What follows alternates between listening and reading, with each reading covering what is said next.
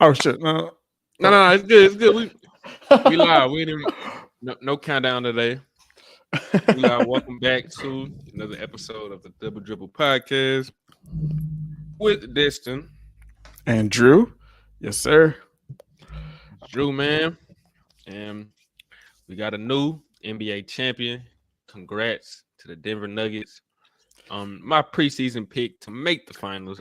I didn't pick them to win, but I'm gonna take a little credit for that. Um, as I predicted, I had Denver in 5. I just felt like they were too much for Miami. Um, the series didn't go exactly how I predicted it though. Like the amount of games, yeah, but like I thought Jimmy would be a lot better than what he was in the series. And I mean he wasn't terrible, but he wasn't good. And like Bam was, their best player. Their shooting fell off a lot, which that's how it was throughout the regular season. This playoffs, they shot the ball like ridiculous versus the Bucks and versus the Celtics. Like they was getting great play from Caleb Martin, Gabe Vincent, Struz, all those guys.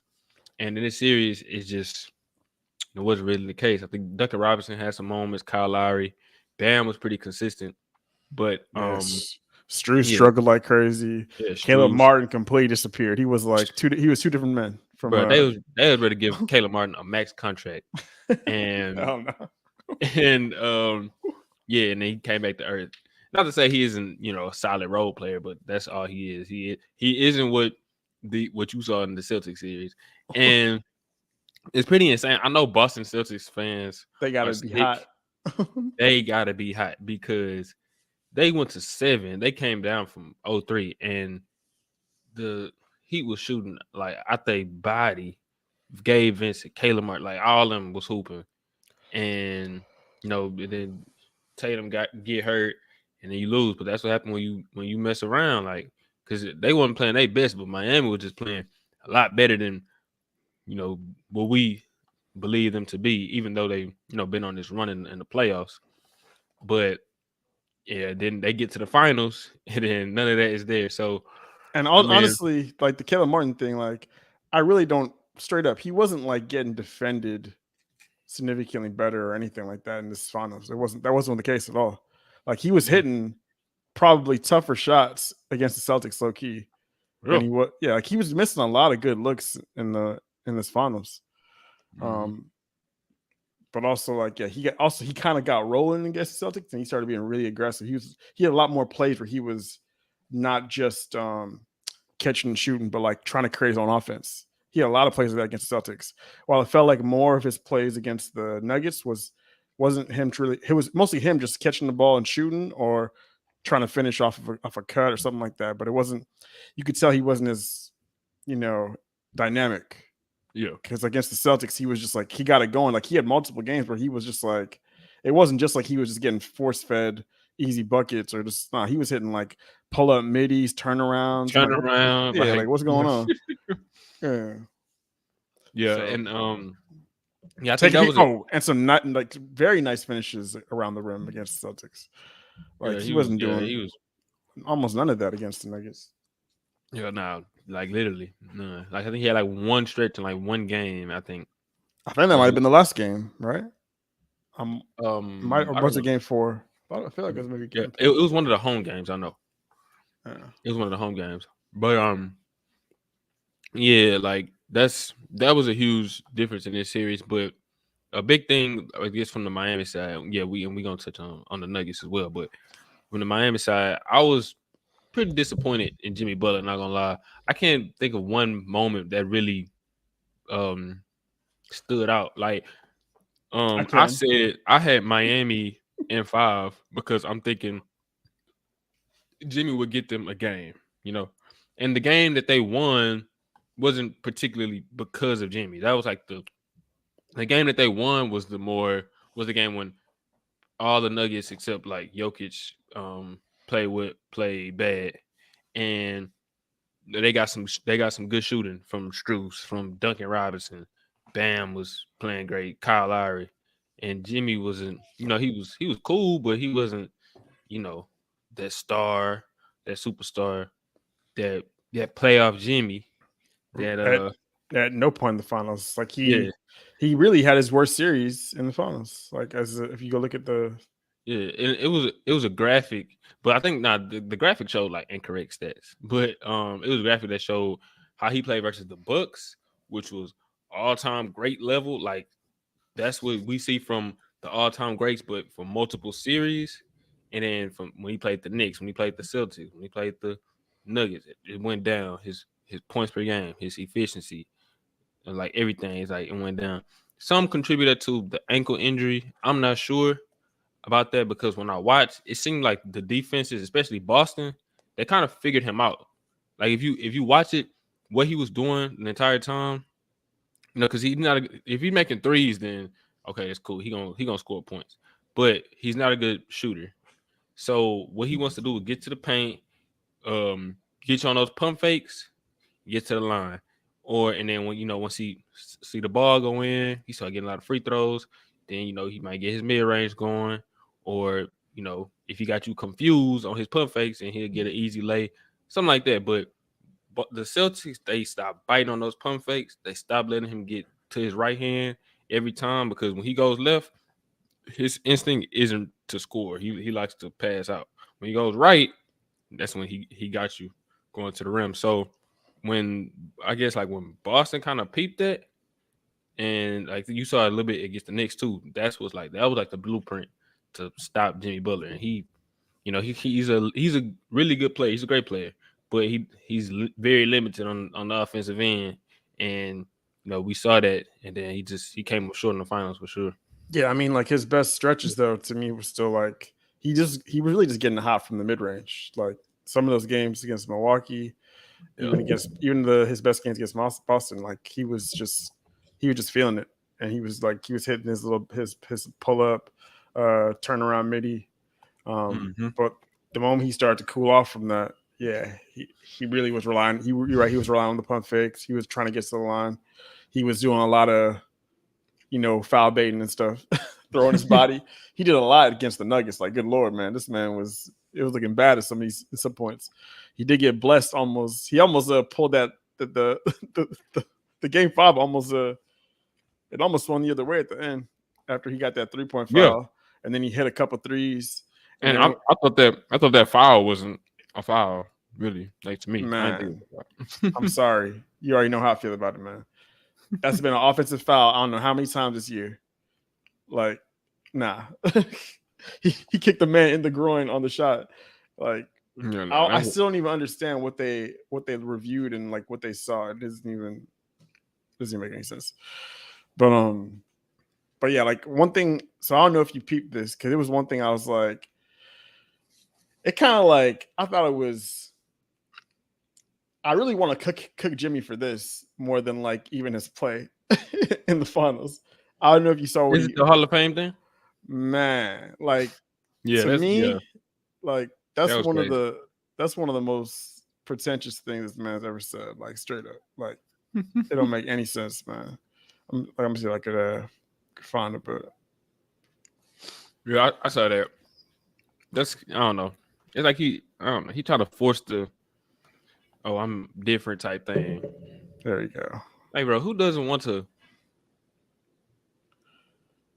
be in the Hall of Fame? Oh, I can't hear it. Oh, for real? Yeah. Well, that ain't working.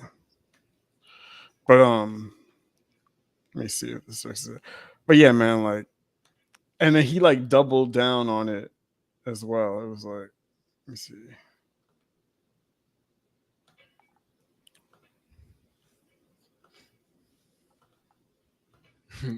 Your screen sharing is funny because it's like, yeah, that was terrible.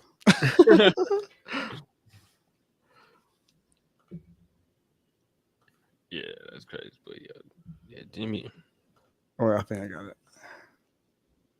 I don't care. Honestly speaking, could care less. If we're being brutally honest, if I was selected to the Hall of Fame, I'm not going. You're not going to accept it? No, I'm not going. Like it's like the festivities and all of that. I just want to like go put my feet in the sand somewhere. That's it. You wouldn't accept that honor, the greatest honor in basketball? It's an individual thing. You know, I'm not for the individual type stuff. I'm really not. I'm like a team guy. But even after it's all said and done and you've done No, I don't want Man, that just like bothers the hell out of me. Like, come on, man. Like now you like putting on an act to me.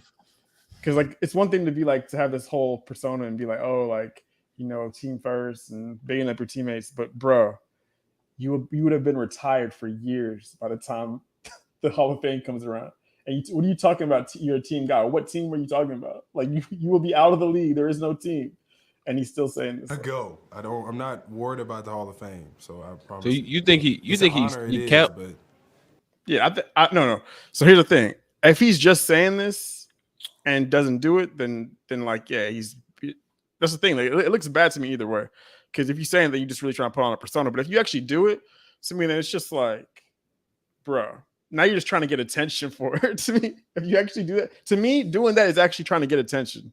Then it is like trying to be like, I'm a team guy. It's actually the opposite to me, because you're gonna be the one dude that just doesn't want to show up to your Hall of Fame acceptance thing, and just to have that like, just to have people talk about it, because people are gonna talk about it. They're gonna talk about you. They're gonna focus on you for it. I could care less. Interesting. I mean that too, by the way. I don't know. I don't think he's capping about it, but I do think it's weird though. Like I do think he does have like a persona of like just wanting to be different from everybody, and you know that's fine. But like bro, it's the Hall of Fame. It's the time to celebrate you, like your accomplishments, what you done for your organizations, what you done in the league, and everything. And I think I asked you the other day. And you said like I said it's Jimmy Hall of Fame. This is before I think before they even made the final. 100%. Yeah, and that's exactly what you said. You said 100%, and I agree. I think he'll make the Hall of Fame. But and I mean I think he's saying that now, but I think he'll go like for sure. I think he'll show up. Yeah, and see, and that's the thing. And then it looks like it's gonna look stupid. I mean, honestly, I hope they keep that clip for when he actually does retire and just be they're gonna play it. They're gonna play it. They're gonna play it before the low key. Someone's gonna play it. They definitely gonna play it. They're gonna make jokes about it and stuff like that. And he's probably gonna. Is he a first ballot? Nah, he's not. Not first ballot. Okay. Nah. I'm trying to remember. Was T-Mac first ballot Hall of Famer? He might have been, huh? T-Mac got in? Yeah, man. I thought it was a big thing about like he did make it in. Oh, okay. You missed it. Who was that? They had like a big thing about like if you T-Mac was first ballot, so now that's really kind of messing with my hope. But I mean, here's the thing though: T-Mac was on a higher level throughout his career than Jimmy Butler, even though he never had the playoff success that Jimmy Butler had. He was true. What can you say T-Mac accomplished? Scoring titles. How many scoring titles? He got like 2. He got 2 for sure. He might have more. No, I think it's only 2. But All-Star game, All-Stars. He got a lot of All-Stars, I'm sure. He got at least probably got at least 8, I'm thinking. 8. I don't know about 8. Am I wrong? Let me see. Well, you know what? No, the injuries probably screwed that up a lot, though. Not thinking about it. Because, he got hurt. We already know. He got hurt time. How many All-Stars did he make? 5. He made 7 All-Stars. I was almost there. Oh, okay, 7. He missed out on 2008. He didn't make it. Which, honestly, probably should have made it. I guess they probably docked him for the games missed. I wonder who made it over him, because that 2008, that was the year that we had the 22-game winning streak. Yeah, that was 07-08, and we were a playoff team. Man, yeah, he should have made it. What the? Because y'all missed that whole. Y'all missed like that. They had lost to the Jazz though that year, huh? Yeah, that was the last year that he was like, somewhat T-Mac. Like he was definitely like, he definitely wasn't T-Mac anymore, but he was like, honestly, he was kind of like Harden. Like Harden now? in like drop off of like athleticism type aspects, but he was still like effective, good player, could still get to a spot, score, create, but he wasn't the same. He wasn't close to his peak. As far as like what he could do. Actually, no, he probably was worse than Harden at the point, actually. but he was still, because he was like, he was having some issues moving for sure. But he had 7 in a row, and then that year he missed it. From 2000 to 2007. So seven-time All-Star, 7-time All-NBA, 2 times scoring champion. Mm-hmm. And he was most improved. I didn't know T-Mac was most improved.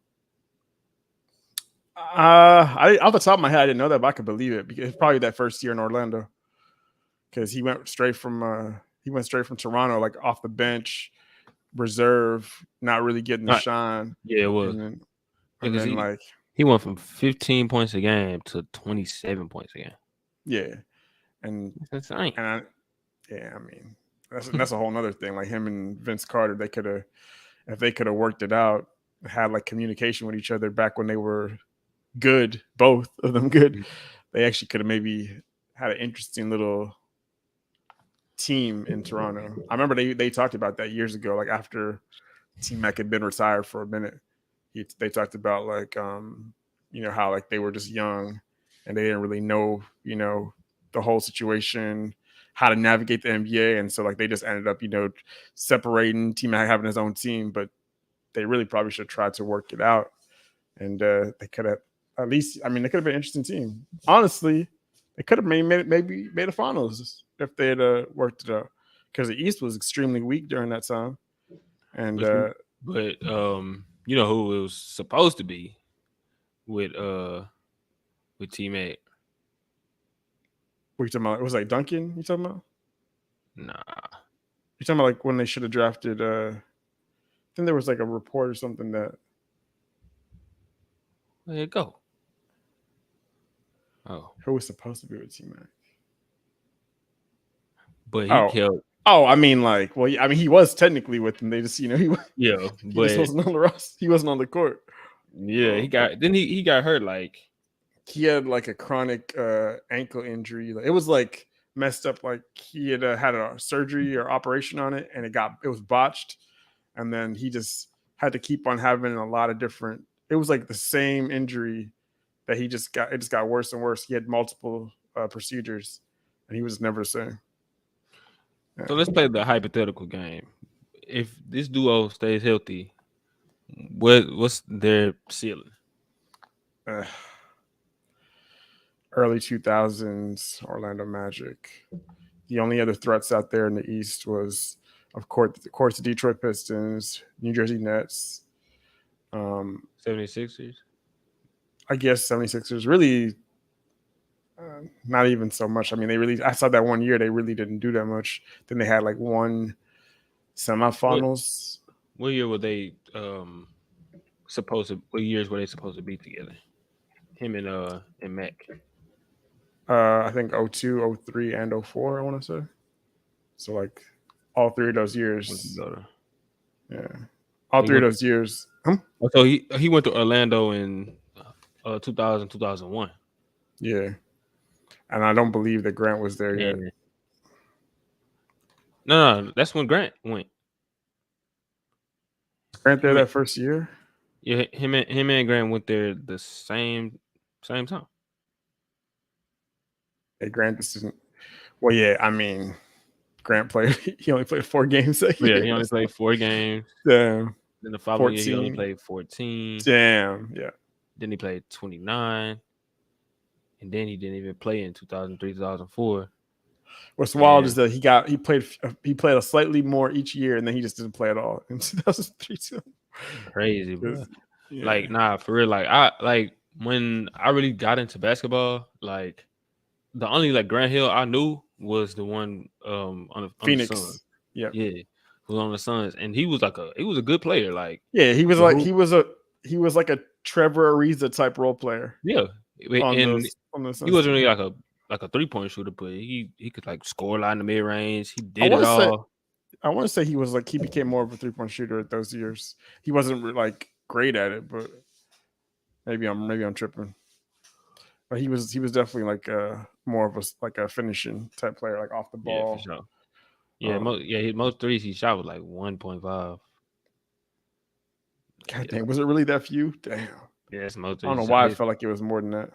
His highest percentage was 40%, but it was on 1.4 attempts. So it was like, yeah.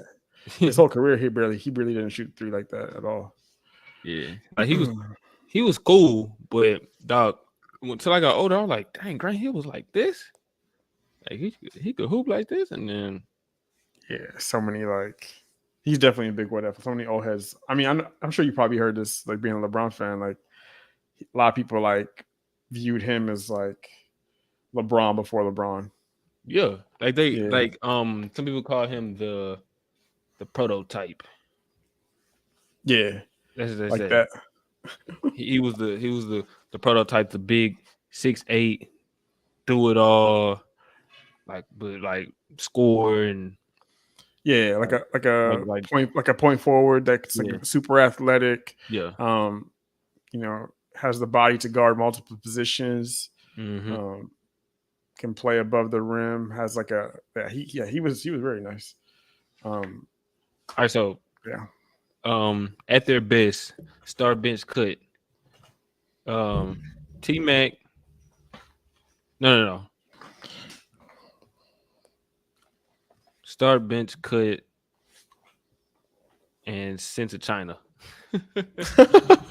T-Mac, Vince Carter, Grant Hill, Jimmy Butler. I mean, like, I'm sorry, and don't be biased because I know you're Canadian. Oh man. Their best.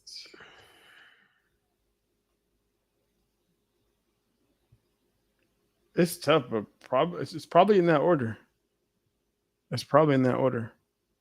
You said T-Mac, Vince Carter, Grant Hill, Jimmy Butler, and Jimmy Butler. Yeah, I would say it's probably in that order. Just because here's there's like a caveat with the Grant Hill thing is I think Grant Hill could potentially in some universe, the multiverse of he could be the best one out of all those dudes, but I think we never got to see his best at his best. I think that his at his best was probably going to happen. It probably was still coming. I don't think he got to hit his real peak years like most players do, and he just got his career just got messed up, and he was never physically the same. So he never really got to develop a normal type of trajectory or whatever. While with T-Mac and Vince, like I still feel like we saw them at their best. We just didn't see them at their best necessarily for that long.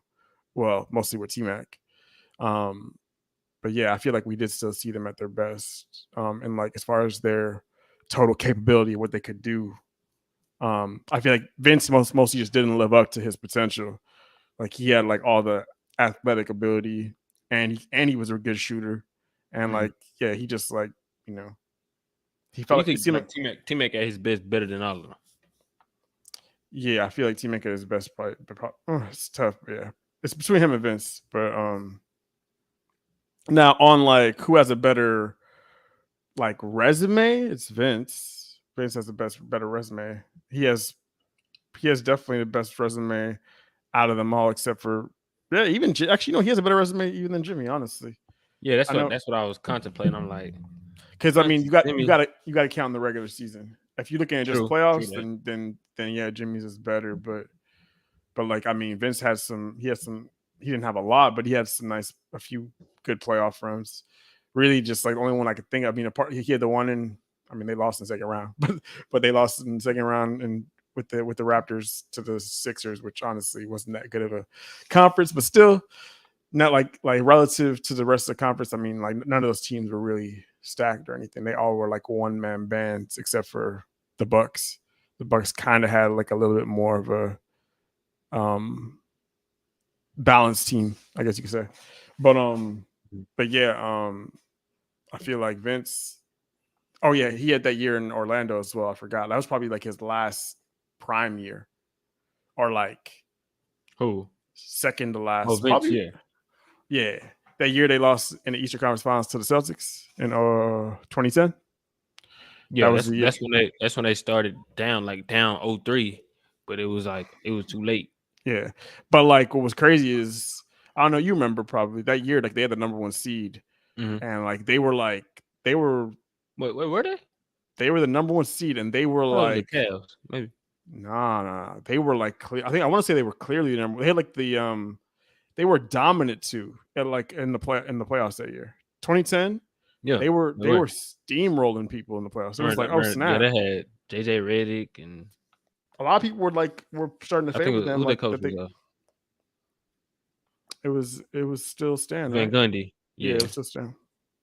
Yeah, because I remember I was watching JJ Redick's podcast, and he was talking about that team in particular, and he was saying how Van Gundy, he'll make adjustments before they need to happen, and he did something like that at the start of that series versus the Celtics, and that's what led them to that 0-3 start, being down 0-3. I have to double check, but I'm pretty sure that was that season. Yeah. And then they went back to the basics. They tried to come back. It was 3-2, but I think they ended up losing that series. Yeah, I remember I actually was rooting for that team because I wanted to see Vince make a finals. See what happened, because like he actually had a really good season that year. I don't know like what he averaged, but I remember it being like throughout the season he had a lot of nice moments, like a lot of clutch finishes. I remember a game against the Lakers where it was like laid down the wire and he like outplayed Kobe down the stretch, and I was like, okay, Vince trying to have like his career defining season or whatever, and then of course it didn't happen. But I'm about to go check on that because, that was his last, he still is like a star type of season. And then it started to, fall apart after that. He was, 33 that year? Yep. He had, and his numbers weren't even good like that. He only averaged 16. Like in the regular season? Yeah, it felt like you averaged. I guess so. Yeah, he only averaged 16.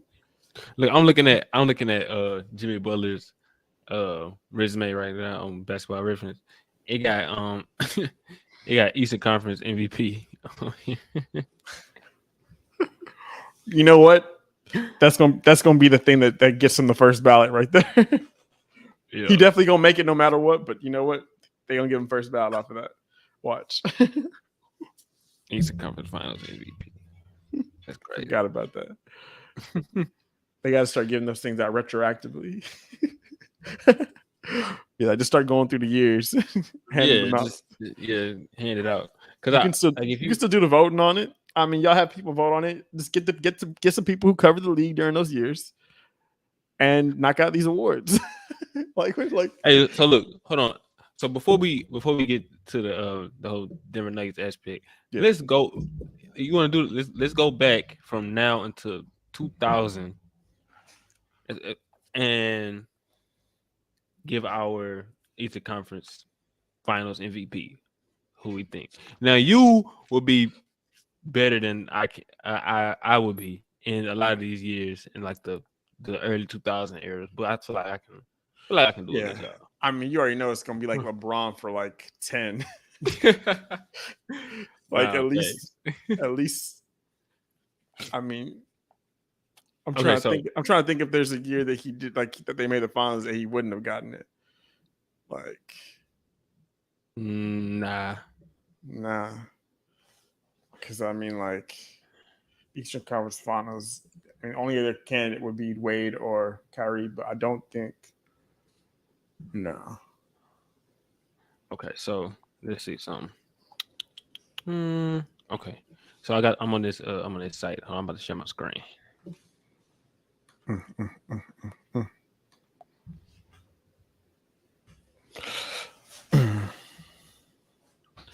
What would actually be a harder one would be the Western Conference one.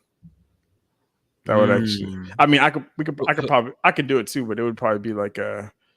I would probably be more questionable in some. All right, so you want to do West? No, we can do this once. We can Okay, do cool. this. So last year was the first year they had it. It was Tatum, Mhm. so that's cool.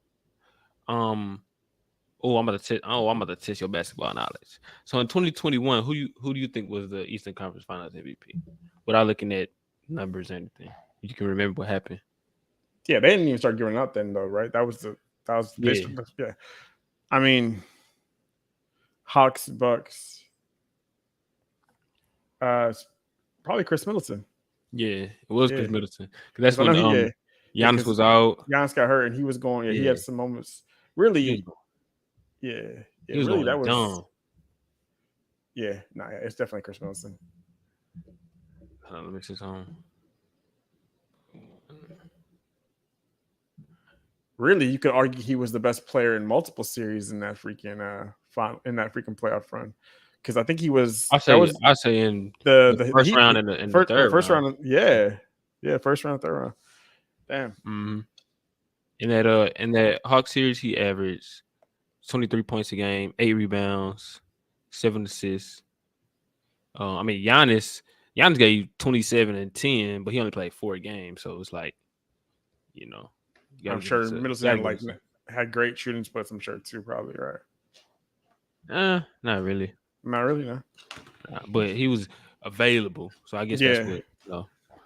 I guess Drew probably had a good argument as well, though.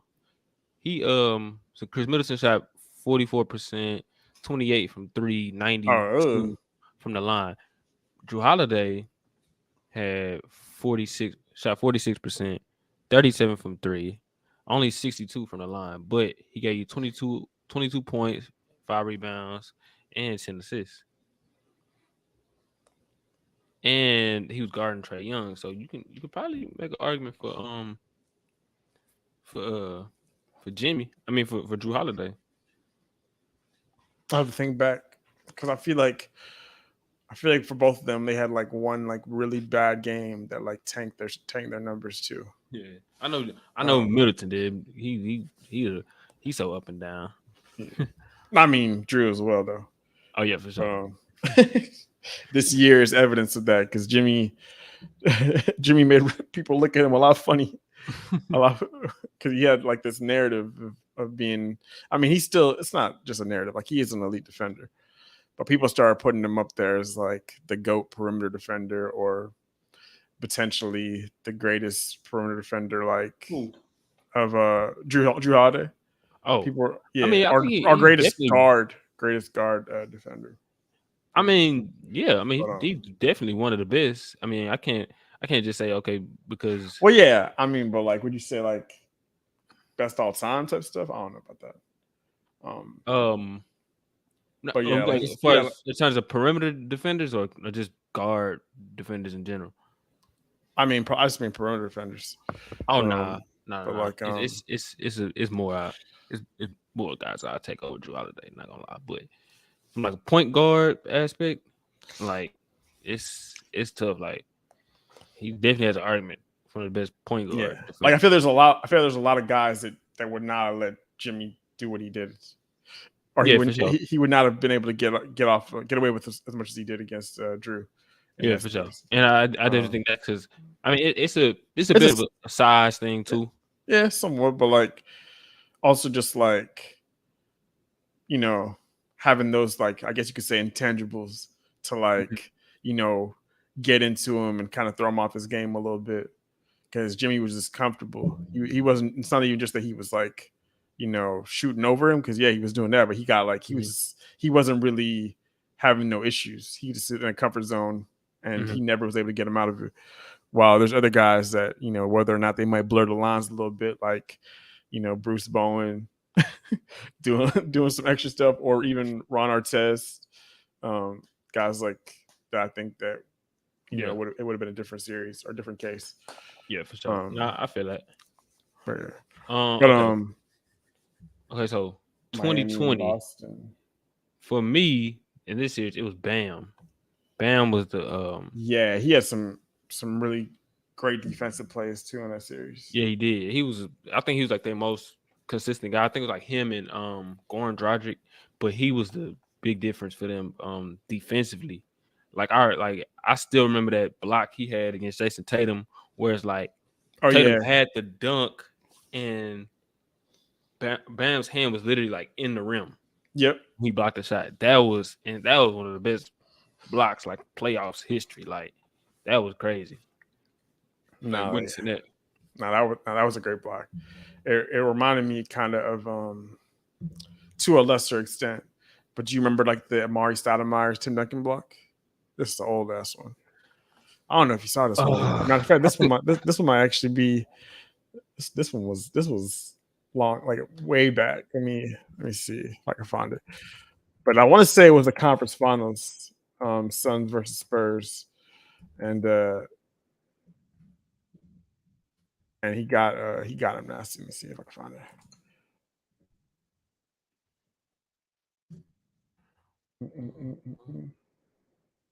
Oh, I got it right here. Oh, you probably beat me to it. Yeah, let's see. Hold on, I'm gonna put it on here.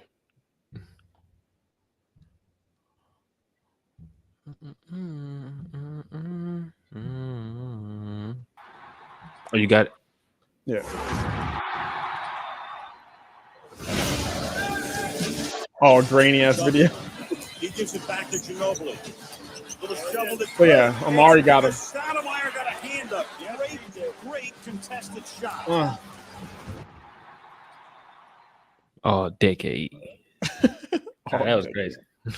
But nah, I gotta see that freaking angle again. He gives it back to Ginobili. Little shovel. The great pitch because Stoudemire got a hand. Was that a foul by Steve Nash? That's a good question. Small little push. Let me see that again. I remember this. Duncan. He gives it back to Ginobili. Little shovel. Oh, no, I don't think he pushed him. Yeah, he did push him out. Yeah. I see you, Steve Nash. Man. Wait, was this the year that like the all the Suns players got suspended? Nah. This was the year that that was the year after this one. They they ran into them again and they should have beaten them in the next following season. But that's when Dallas made the finals. Yeah. Yeah, it was yeah, that was 0506. But yeah, 0506 was the year that Ori pushed him into the freaking stands or into the stanchion. And then Steve Nash had those freaking he had those cotton balls up his nose. And then everybody stormed off the court. And I feel like that was still to this day like one of the dumbest implementations of that rule to me. Especially for the playoffs, that was crazy. Stern was so whack for that. I still think that was so stupid. Like that was not like they went so letter of the law with that stuff when it was not like what the rule was intended for. The rule just got implemented too. I think it was probably like the year the rule got implemented. That's how crazy it was too. Like it was a new rule. Like if you if you step off the bench onto the court, in any of this type of situations, it's an instant suspension. Like, come on. But nah, I never liked that. I remember that was a huge controversy too when that happened. Because a lot of people talk about that series if that doesn't happen, who knows? They could have. I do believe that they would have beaten them too. I legit think that. Do you think they would have went to the finals? You think that would be Dallas? I think so, yeah. But that would have been a good series. But I think so, man. I do think that the Suns were the best team that year. It was just they actually they ran to the Spurs and they really they got better. They came back and they I want to say that was what, game 5? I want to say that happened. But yeah, but hey, that's it. D'Antoni got a rest with multiple what ifs on his resume. And it's all from players being unavailable from that first suspension to injury. But Chris Paul, and then I think you can even make an argument for when Kobe tore his Achilles. Yeah, although that team wasn't doing nothing. Let's be honest. I mean, hey man, you never know. The team was gonna be a first round exit regardless. But no, it just sucked that it happened. Like, I mean, that was the end of Kobe. But yeah, that was But yeah, that team was he was carrying that team like he was. And Dwight was playing through like torn labrum, all these type of different injuries. He had a bad back. Steve Nash was Paul Gasol. That was a hospital team for sure. That team has so much hype too. Gosh, I still remember that offseason. People were hyping that team up like crazy. It was like, I remember that. It was on I remember I was in middle school and they used to bring like these magazines and newspapers like to the library. Like I used to be in the library a lot. And then like every morning they brought the new magazine, new newspaper. And I used to be on the newspaper looking at the stats from all the other basketball games. And they had a newspaper with Nash and Dwight on it. I remember, and then they were saying how they gonna be the ones to challenge the Heat. And not quite. Damn. Yeah. That was definitely one of those old, everybody's up kind of on the edge of their prime or past their prime. Let's try to throw it together and see what happens. But they didn't have anybody, like, it was kind of like a 2004 Lakers thing. So they didn't have anybody actually in their prime like Kobe and Shaq were. They had, it was just all dudes that were old. And I guess you could say Dwight was probably, he was probably like he was towards the end of his prime because of injury. But all right, so let's try to run through these. Yeah, let's run through. And I think we're gonna get a big gap where we can run through something quick. So in 18-19, it's Kawhi. Yeah, it's got that's for sure. Even though you like to point out how Kyle Lowry was huge. Kyle Lowry was really good in this series. That was his best series of that playoffs. Like he was ass against the Sixers. First round, he like I don't even understand how he was so bad in the first round. But salute dog. But yeah. But he was asked, and so it was definitely. But he showed up big time. Like if Larry didn't play like half, like he played like really efficient in that series, and he was clutch. Like 3-point shooting wise, he had so many big 3-pointers in that series.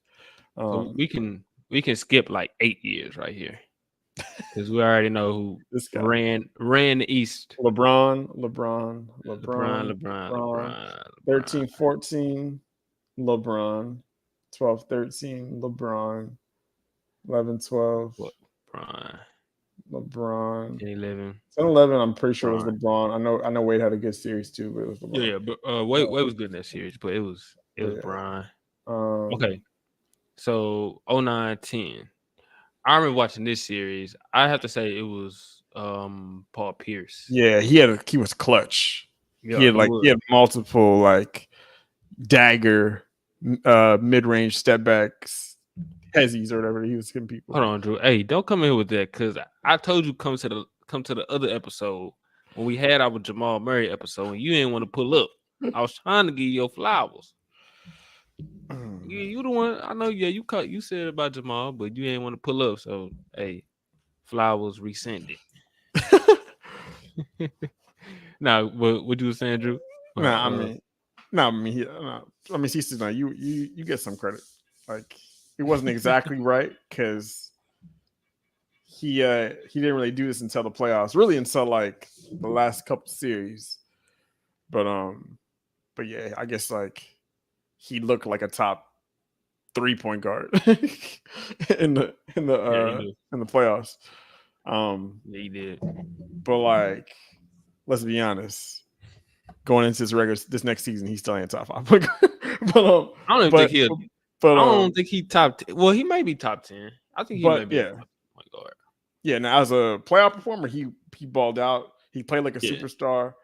So, all the credit to him. Like if he didn't play if he played at just a star level, they they probably still beat the Heat, honestly. but they probably don't beat the Lakers. If he just played like at a star Nah. level. Yeah, probably not. I ain't like against the Lakers. Everybody played like today peak. Jamal, Jokic, Porter Jr., KCP, all of them was hooping. So it's like, shit, they doing that. Ain't nothing you could do. And they didn't exactly do that against Miami, but they found other ways to win. So yeah, and plus Miami finally started. Everybody started to come back down to life. Like they all started looking like their regular season selves. And Jimmy looked like less than that. Yeah. Not better than Fox. He's talking about Jamal. Yeah, he's not. But like, yeah, it would be curious to see what he would look like in that situation. Mm-hmm. But we ain't never gonna know because they're gonna lock him up, and he gonna be there with Jokic for the long run. Yeah, After I know Jokic. Yeah. I think it's important for even if you because we know it's other point guards better than Jamal, but it's important to have a guy that your superstar loves playing with, and I think Jokic loves playing with him. They came in the league, on the drafted by the same team. I think that's important to. They're gonna be together for a while. It's gonna be like a Parker Duncan type of longevity. I can see. Like to keep that. It's important to keep that foundation, keep the chemistry, everything together. I think other pieces could possibly move. Maybe Porter Jr., maybe Gordon or something like that. But you got to keep your main two, especially that you got in house, like you drafted. Like I think that's important to keep. Absolutely. Sure. I think the only way that they out them is like he would have to like have a massive drop off to injury or something like that. But I still even think that they'll he'll get the benefit of the doubt now to because you got a championship out of it. 2009. So yeah, so 9-10 was Paul Pierce. 2009.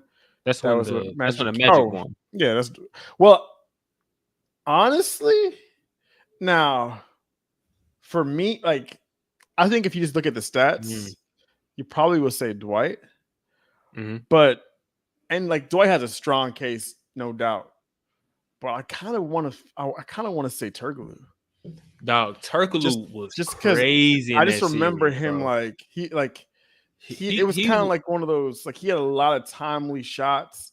Like I would almost not to the same way, but like I would almost kind of put it in like and this is going to be different. I mean, because I think Turkoglu was a better player than this dude, but Caleb Martin in this past conference finals, like Caleb Martin's numbers versus Jimmy's numbers technically are better, right? If you just go by the raw averages and stuff, yeah, because Jimmy had more points, more rebounds, more assists. But like Caleb Martin was like crucial when it came to like the games that he had when he had them, the shot making that he had, like the clutch buckets. Because there were some of those games was down the stretch. Like it was Turkoglu. You talking about Caleb or Turkoglu? No, I was saying that like Turkoglu, and like I was saying saying like how like how like we talked about how Caleb Martin could have been the best player in the conference finals this year. You could argue. But if you look at the stats, technically Jimmy had more points, more rebounds, more assists. But like if you just look at the games, you're like, yeah, but like some of these games that were like, crucial, he kind of played better than Jimmy in those games. But Jimmy did have some better games. Like real early in the series, like those first two games. And so I get it. So I'm kind of torn. I guess you probably gotta say Dwight because of the defense aspect. But like, let's see, I'm gonna read off some. If it's me, I probably would give it to Turkoglu just because I feel like I'm biased towards the clutch man. But I feel you with Dwight. Dwight gave you 26. It was something crazy. 13. Block. And Turkoglu was probably like 18 points, something like that, right? Yeah, Turkoglu gave you 17, 6, and 7. Which was great. What did Rashard Lewis have? Because he was also clutch as hell. Rashard Lewis was great in that series too. He gave you 18 and 6. Yeah, and he was clutch as hell. I don't know if you remember. It was a game. Yeah, I remember. It was game 2. He hit the shot right before LeBron hit the shot. Yeah, but then didn't he hit like a game winner, or was the shot to tie it? Nah, wanna say it was to go up. Yeah. It was to go up, and he had a big shot in Game 4 too. I remember when the Cavs was like ahead, he had a big shot like to tie it, and the game ended up going to overtime, and the Magic won. Oh, we actually so y'all just showing up. We going like in reverse. So we started from what is it? From last year when Tatum won it, and we said it was Tatum, Middleton, or Drew Holiday. 20 was Bam, 19 was Kawhi, and then we just skipped. We skipped 18, 17, 16, 15, 14, 13, 12, and 11 because we know who got them. So yeah, and no point even. Ain't no point even talking about that one. Wait. Okay, cool. Oh wait, why would we skip the What next four? Well, he said skip the next four because we already know. Oh no, because he thought we was going like up. Oh. No, we Yeah. going down. Yeah, we're going down. So in 07, 08, no. Yeah. Yeah, That's right. 07, 08. It was Yeah. the Celtics versus the Pistons. Who you think? Mhm. I already know who I got. Who was the Celtics versus Pistons. I mean, it's probably KG. Yeah, it definitely was KG. Yeah. He was a beast in that series. That was the only series I think that they played in the Eastern Conference that season that didn't go 7. Like, cause when they played the Hawks in the first round. But also, well, no, it's funny about that. You right. But what's funny about that is that I also felt like even though it didn't go 7, it was kind of the games were more competitive though. Okay. In a funny way, right? Because I remember like the other series like they had a lot of blowouts. Like the Hawks and the Hawks took them 7 games, but every game the Hawks lost, they got the brakes beat off of them. It was like they just got destroyed. And then almost not all the games. I want to say like 2 out of the 4 games the Hawks won. It was like end of the game. Joe Johnson hitting clutch buckets down the wire. Like I remember Joe Johnson had one game where he just took over in the fourth quarter, and like I want to say he dropped somebody. Who did he drop? I think he was like that dude. It was like Leon Poe, I think it was. I remember Leon Poe.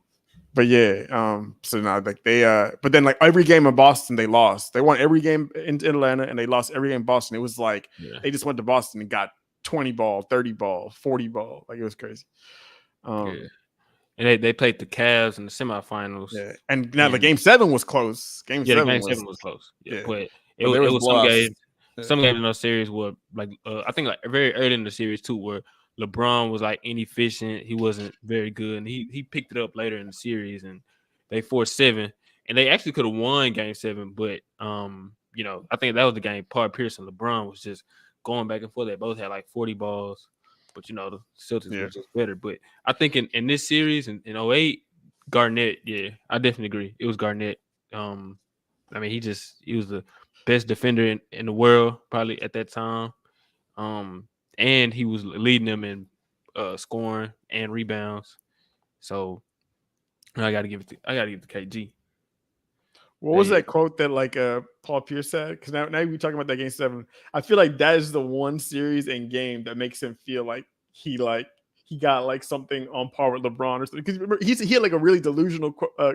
I can't remember what it was. But it was like Paul Pierce be saying a whole bunch of crazy. He said something silly. He was like oh man, I'm trying to remember what it was. It was something along the lines of like him saying that he was like he knew how to like challenge him or how to beat LeBron or something. It was something crazy. I can't remember what he said. But like, I know it was in 2014 where he said, he know how to guard LeBron or something like that. And then LeBron gave him like 49. You crazy? This was said big baby. Oh yeah, I just found it. This is what he said. Paul Pierce. He said this was actually this year. He said this during the playoffs. I remember I was like, I know he said something recently, and I'm like, I feel like that's. He said, I'm LeBron's biggest. Yeah, he said, talk to me if you want to go at LeBron, if you need advice, because I'm his biggest rival. He is. I think he's one of his biggest rivals. I mean, I guess if you're talking about like this playoff, like because they played head to heads, I guess you could say they played in 07. They played in No, they didn't play 07. They played in 08. Then they played in 10. They played 12. in 11. They played in 12. They played in 14. That's like 5 times. But they played. But I feel like they weren't like going head up like that, except for like 2008. 2008, they were really going like head up like that. I guess you could say like maybe you could probably say 2010 too. That's when they went back to the finals. Yeah. But it was in 2008, it was KG. KG was their best player. I know this man did not just say what I think he said. That's crazy. All right, so 2007, that was Bron. I think that's that was his coming of age moment right there. Yeah, that was his. They beat Detroit 6. Although, of course, LeBron got that historic Game 5. Game 6, he wasn't all that. He was all right. But it was Daniel Gibson. He was the one that was like killing for the Cavs. I mean, the Cavs had played great defense, but that Game 6, I remember I was watching that like a couple months ago, I think, and he was just hooping for them, especially like in the fourth quarter. That's when they made the finals. Yep. And ended up playing the Spurs. All right. 2006. I don't really remember this one, Drew. You can tell me who it was D-Wade. It was definitely D-Wade. Yeah. I want to say he had some huge monster games in that series.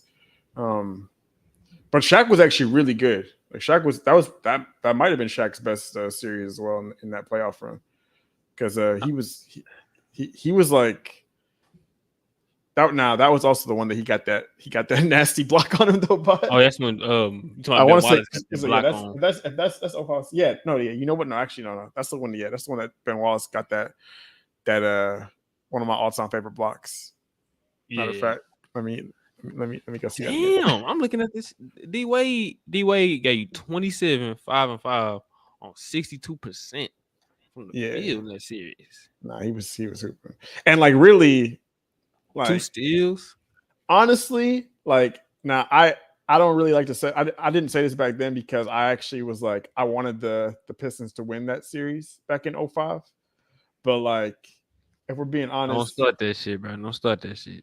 No. Not in 05. Not you. I'm talking about Dre. But I feel like in 05, like a lot of people feel like this too. Like if Wade got hurt, if he didn't get hurt, in 05, they probably make the finals back-to-back years. Yeah, I believe so.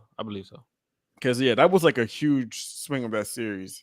And I remember watching the playoffs in 06. I don't really remember too much about the conference finals. Like I watched a bit of it. I remember watching that block, but I can't like tell you what happened like game to game. I remember watching the finals in 06 for sure. But definitely Basketball Reference telling me it was D-Wade for sure. Cuz his number's crazy. In 04-05, that's the series that you just mentioned. Who you think was would have been the MVP? 04-05. I think it's probably Rasheed. Yeah, I think it's Rasheed that year. I want to say Rip Hamilton had a lot of big moments too, but I'm pretty sure Rasheed was the best player for them in that conference finals. Yeah, I'm pretty sure it's Rasheed. Yeah, it's but Rip was they leading score, but it's tough to say with that for that Pistons team because they was such a team that did it by committee. They were like they had their defensive anchor Ben Wallace, which was invaluable. They had their leader, their point guard. That's how I know. Man. They had their leader, their point guard, and they clutch shooter Chauncey Billups. At they shooter, they go-to scorer Rip Hamilton. They had, so lots of contact there. Oh, what a block by Wallace! What a jump ball! Wasn't we just talking about this the other day? Yep. Yeah, we were talking about this. Time by Ben Wallace. Nah, that block was crazy. Because we were talking about the LeBron block. Just watch this. Just watch right there. How about that? Right on the ball. So disrespectful the way he did it. It's so difficult to block someone O'Neal's size that close without fouling him, and Wallace managed to do it. A held ball, and Wallace wins the tip. And it's Look at this very normal 51-55 third quarter score. Yeah, you don't see third quarters like that no more. Okay. 03-04 versus the Pacers. Oh, this was the series when Tayshaun got that block, huh? Yeah, that was when Tayshaun got that block on Reggie. But that block was crazy. Yeah, that was before they started, like, before Tayshaun blocks became like a regular thing that we would see and talk about like routinely. Like, I remember, like, when that happened, everybody was like, everyone was so amazed because we just didn't see Tayshaun blocks happen as frequently like that. And then LeBron just, took it and ran with it. Yeah. And then that man did, like, it was like every other night. It was like a LeBron chase down block on a transition play. So, but yeah, that one was, that's an iconic moment for sure. But yeah, it's who was the best player in that series? Damn, man, that series feels like.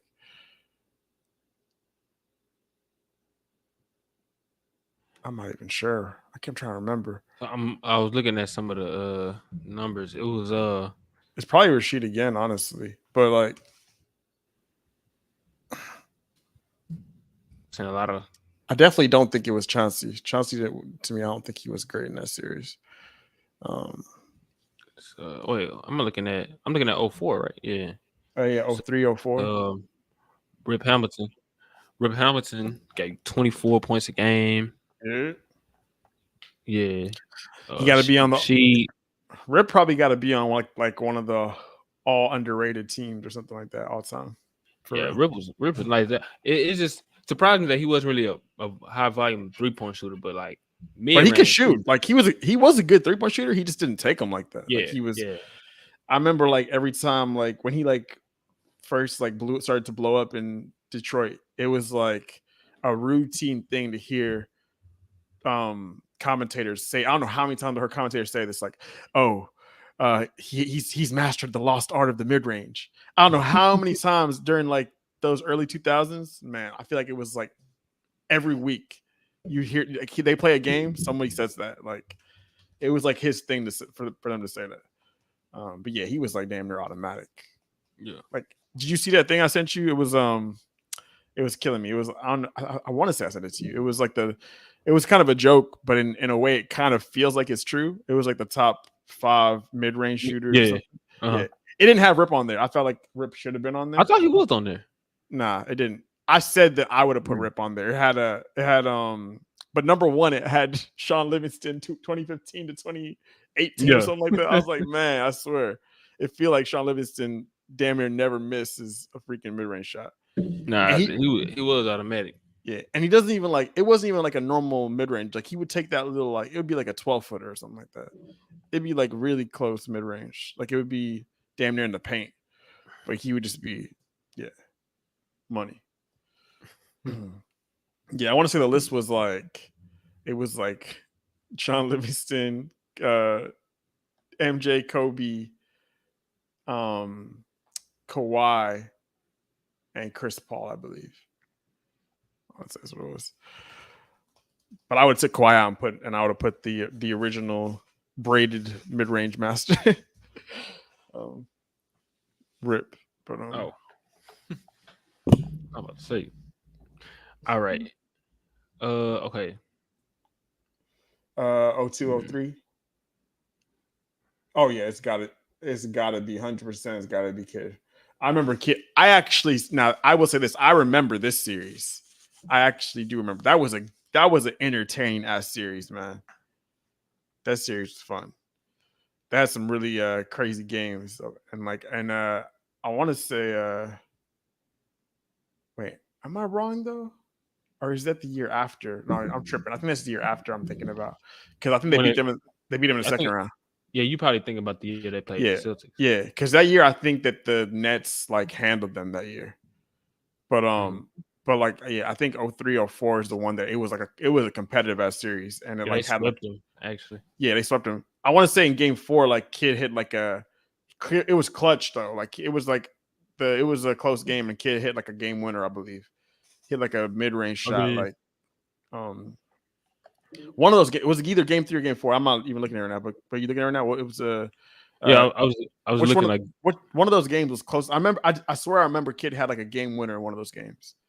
It was like a mid range, like tough mid range bucket. the first 2 games were won by 2 each. So it might have been one of the first 2 then. What was the other 2 games? It was Did they like it was 85-97 and 82-102. 85? No. So yeah, it was one of the first 2 then. Yeah, but yeah, he had. I mean, I vividly remember him hitting like a clutch, tough ass mid range shot, to win one of those games. But yeah, that was when Carlisle. Oh, the Astros just hit a walk off. Oh, snap, for real? Yeah, Jose Abreu walked it off with a single. On the Nationals. What's up, William? I'm trying to see who was what game was that? Kid hit it. It had to be game 1 then. Game 1. What's up, Bates? All right. In 02, you said it was Jason Kidd again? Yeah, I would say it's Kid, yeah, in both of those back to back. But definitely in 03. Definitely in 03. 2001. Sure, it was probably AI. I mean, you got to give it to AI because they won the series. But like, I'm not gonna go too much into that series. That series is very sus. That's all I'm gonna say. We ain't gotta go too much into it. But that's one like, if I had like the full tape of that series, I would rewatch that with you, man, for real. If there was a way for us to like, we got to get that series. Is there a way for us to get? We got to get that. That's a series worth rewatching, for real. Because very controversial, straight up. Man, it was like, when I say it's controversial, I'm talking about like D Wade in 2006 controversial type series. Because that's how AI was. AI was like freaking D Wade in that Buck series. Like the way he was getting to the line, man. People were like D Wade in the finals. Yeah, like D Wade in the finals against the Mavericks. Like he had a lot of possessions, a lot of plays where it was like he was getting bailed out down the stretch of games and getting to the line, hitting clutch buckets at the free throw. Well, hitting clutch free throws, but it was like, it was one of those that people. It was definitely like the foul baiting. Like people are like, if that series had happened nowadays, people would be losing their minds on social media and stuff like that. If like same thing with even the 2006 finals. People were losing their mind then, and social media wasn't even a thing like that. I ain't gonna lie. I remember watching that finals. D Wade shot like a lot of free throws. Like, yeah, I'm not saying that like I'm not saying it was rigged or anything like that, but I'm just saying like he was getting like every foul call. Not saying it wasn't a foul, but like it wasn't no like playoff whistle for sure. It was definitely still like he was getting the same calls that he would normally get.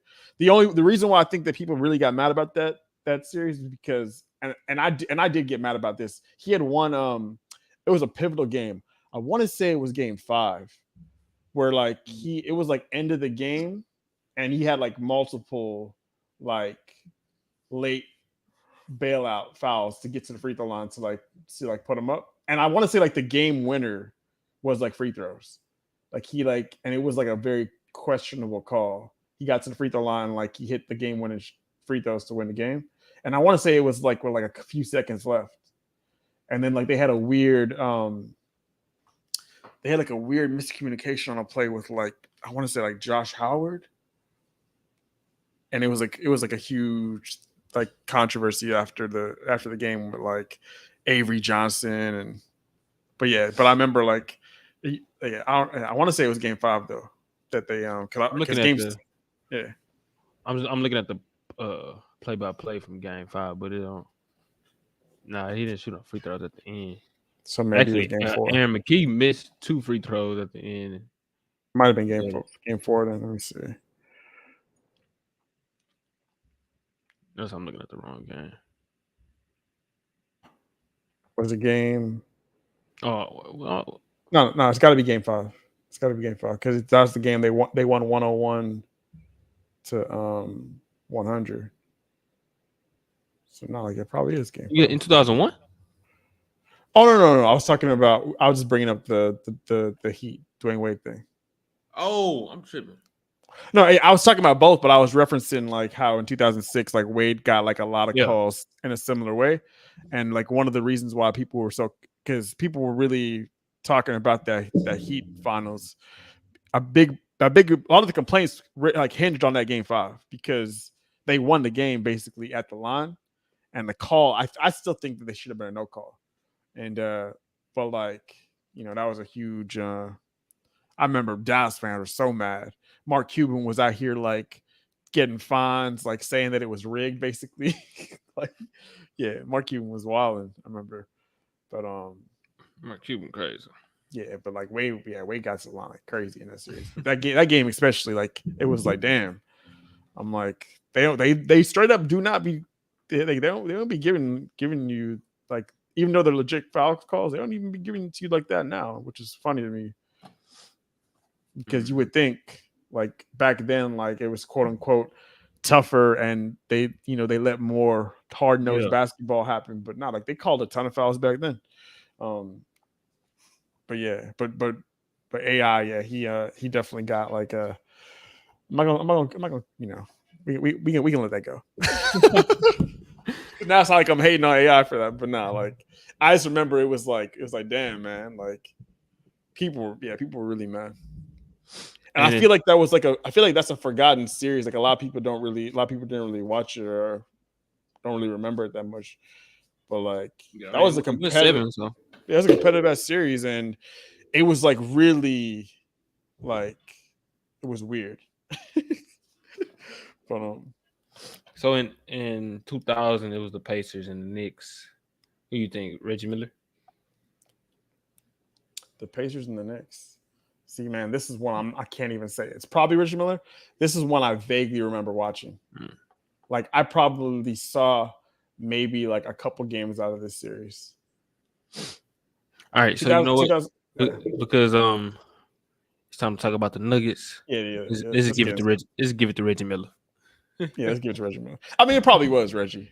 Yeah, most likely. Because I was looking at some of the. Who else would it have been in that year? Would have been like Jalen Rose sneakily, or like Rick Smith or something like that. Yeah, probably, but yeah, it was most likely Reggie. Congrats, Reggie Miller. You were the 2000 Eastern Conference Larry Bird trophy win. Larry Bird double dribble. Damn, you got to be sick about that. Finals MVP. All right, so now Drew,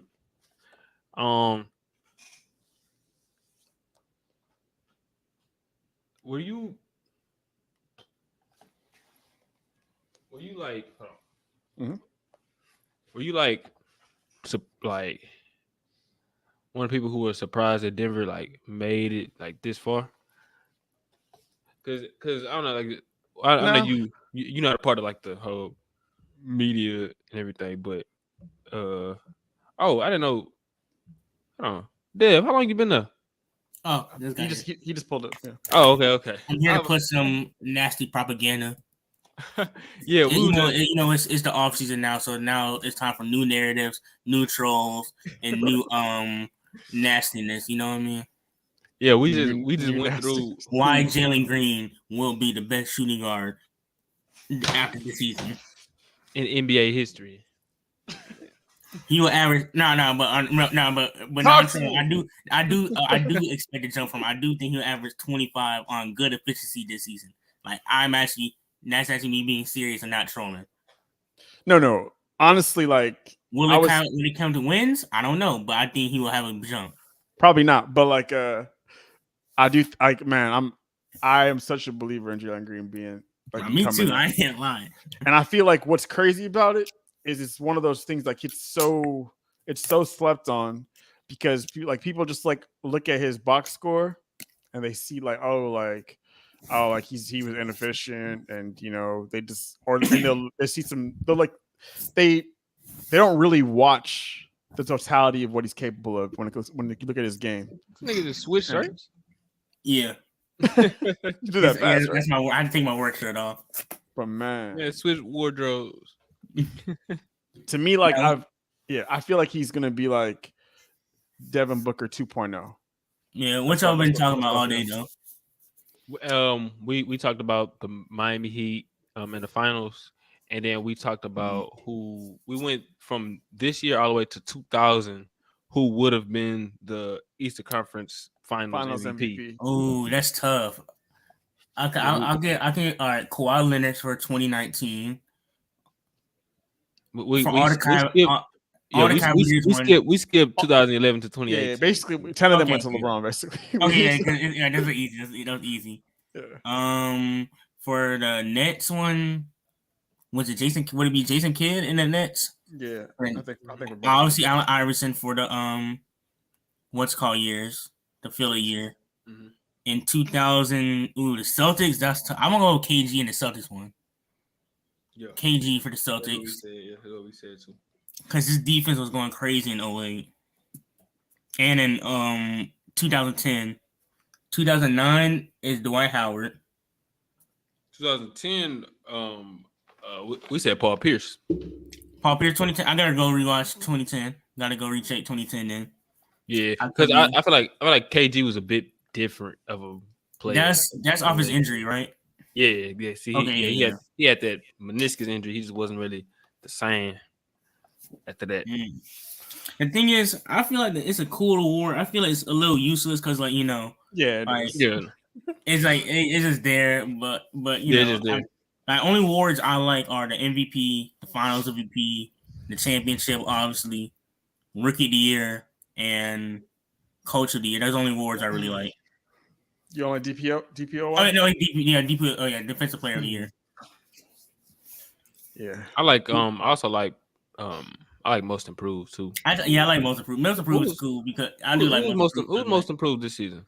Oh, Lauri Markkanen. Yeah, Markkanen. Oh, yeah, he was hooping. Like I like, and the thing is, this is I want to point out. Should have been Austin Reeves, but just all good. Now, here's the thing, because I want to talk about there's two players I want to talk about: Aaron Gordon and Lauri Markkanen, because like this goes to show about how players in this situation could be used wrong, and when they go to a different team, they elevate.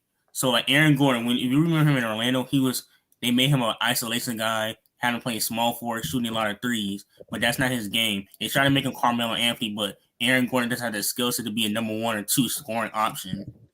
And he requested a trade, and like he didn't want to be in Orlando no more because they kept on switching coaches. There's so much turmoil and dysfunction there. So when he goes to Denver, you see his impact when he's actually being used correctly. Same thing with Lauri Markkanen. I feel like there's a lot of players. And I kind of go to show how coaching and situation matters for certain players, even Andrew Wiggins. That some players just can be used wrong.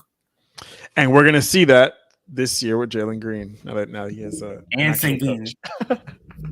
And Sengun. Yeah, Dev. I feel you, but yeah, it's also about like who you not technically like use wrong because it's like I mean Gordon was. I think he was kind of forced into that because he wasn't like a lottery pick. Yeah, he was, and also Fournier was the best player, and the other lottery picks didn't pan out. Like Marjo Zonja didn't pan out, and Elfrid Payton didn't pan out. So that makes more sense. Yeah, so it's like kind of he forced to try to be the franchise guy, something like that, and that's not what he is. He's still a good quality NBA player, a positive winning championship level player, but that just wasn't what he was, and he got into a situation that's best suited for him. And also he's really well suited to play off of Jokic because he could have went to somebody that was really going to try and use his strengths, and they still wouldn't have turned out this good because how Dev, how you bring up Lauri Markkanen. I don't know if this is. I mean, Lauri Markkanen is a really good player. He definitely surprised me this season, but I don't know if this is just the real version of Lauri Markkanen that we'll see on a championship level team. I'll give you that. I think because like him If it is though, that'd be crazy. If it is, he's gonna be a legit like. I feel like I thought Lauri could be like a number 3. Like Gordon's not really a number 3. He's more like a 3 or 4 B. 3 and like versus Lauri. But here's the thing I give Lauri slack for. He did have the worst coach in the league. He was playing with Jim Boylan in Chicago, so I give him flack on that. He did have the worst coach in the league, and then he went to play well in Cleveland. But I feel like Lauri could be, if he wasn't a contender, he would be like a 3-guy contributor, kind of like a lesser Chris Bosh. Not like, if that makes sense. But lesser Chris Bosh, he'll score. I think he can play like a Kevin Love role. Yeah, Kevin Love. That's perfect. Yeah. Kevin Love role. He can play like a Kevin Love role because he's not as good as Chris Bosh. That's why I said lesser Chris Bosh. Yeah. No, I feel you on that, Dev, for sure. Yeah. Do you think it's better that we judge players when they in a situation like Markkanen, where it's like, okay, he's on a bad team, but he is putting up great numbers, he's making an All-Star team, blase. It's so hard. Or do we look at it like the Gordon situation? I think one of y'all got an echo or something. Oh, my fault. I think it's got to go based off when we see them. I think we got to go based on how their performance, because Gordon was inefficient, whereas Lauri Markkanen, he's putting these numbers on good efficiency. So it's like that's crazy efficiency. Yeah, crazy efficiency. That's the difference with Gordon's situation. He was putting up numbers on a bad team, but it was translating and losing, and he was inefficient. Versus Lauri Markkanen, it was actually translating to wins, and he's very efficient. So you can kind of tell. The crazy thing with Lauri, I saw like some advanced stat or something. It was like, I want to say it was like a week ago, but like I didn't even realize. I knew he was like I knew he was really good this year, but I'm pretty sure the stat was like he was the most efficient half court player this season. Like when it came to like scoring, half court scoring, he was the most in the league. It was literally like Lowry, and then number 2 was Jokic, and I was like, "What the?" Yeah, over KD. Yeah, it was over KD. Yeah, because KD probably KD's been hurt, so it probably didn't capitalize. Oh, okay. Yeah, it was specifically half court efficiency, like scoring in the half court. I know Ja wasn't up there, because who else half court wasn't? Who else bad at half court? Ja was in the bottom 5 or whatever. Yeah, he was like our bottom 10. Ja was, yeah. And that's the thing, like it's kind of when you judge a player, because like you can kind of sometimes see the impact. Like Shea, the OKC Thunder was bad last year, and it was, and like this year it was, okay, but you can still see his impact. He's still a top 15 player in the league, regardless. His numbers aren't empty, and you can see his game can translate to the playoffs. Like just watching him, or like that's the thing. You kind of gotta judge it. You gotta eye test it a little bit and kind of go based off the numbers a little bit. So I'll say go based on how the game actually is and see what their strengths are. Like versus Aaron Gordon, he was doing things that aren't part of his game when he's in Orlando, like shooting threes, being an isolation scorer. Versus Lauri Markkanen, he's doing things that's in his game and he's comfortable with that he can do on a championship level team. Versus Gordon, the things he was doing in Orlando, he did not do at all in Denver. In Denver, he's primarily cutting, playing defense, being a rim, as he should be. That's what he should have been doing the whole time. Whereas like Orlando, he doesn't have this isolation scorer skill set, like or a mid-range skill, like to shoot that many mid-range. So I think that's the difference. But that's how I do it. I mean, you can look at it like that, Dev, but it's about the role though, really. Like, yeah, exactly. Yeah, because how you brought up how Markkanen was in a situation with Jim Boylan, he wasn't being used like correctly. Like and people and like the Bulls didn't really want to pay him. That's why he went to the Cavs on like a deal that he didn't really prefer, coming off his rookie deal. And even with the Cavs, he played like a fourth fiddle, type role, because they had Donovan Mitchell, they had Garland. It was Garland. No, not Donovan Mitchell. Yeah, Garland. They went and got Caris LeVert. Yeah, they had Mobley. They had Allen. I think they had Rubio for a minute. So he was kind of, not. But when he went to Utah, and I think Colin Sexton didn't start the season because I think that was a huge part of the trade. Like when people, when they made that trade, Colin Sexton, me too. He was mainly focused on Colin Sexton, but when Markkanen got over, it became Markkanen's team, and that's when it kind of took off from there. So yeah, I think it's all about like the situation. Opportunity too, yes. Situation opportunity.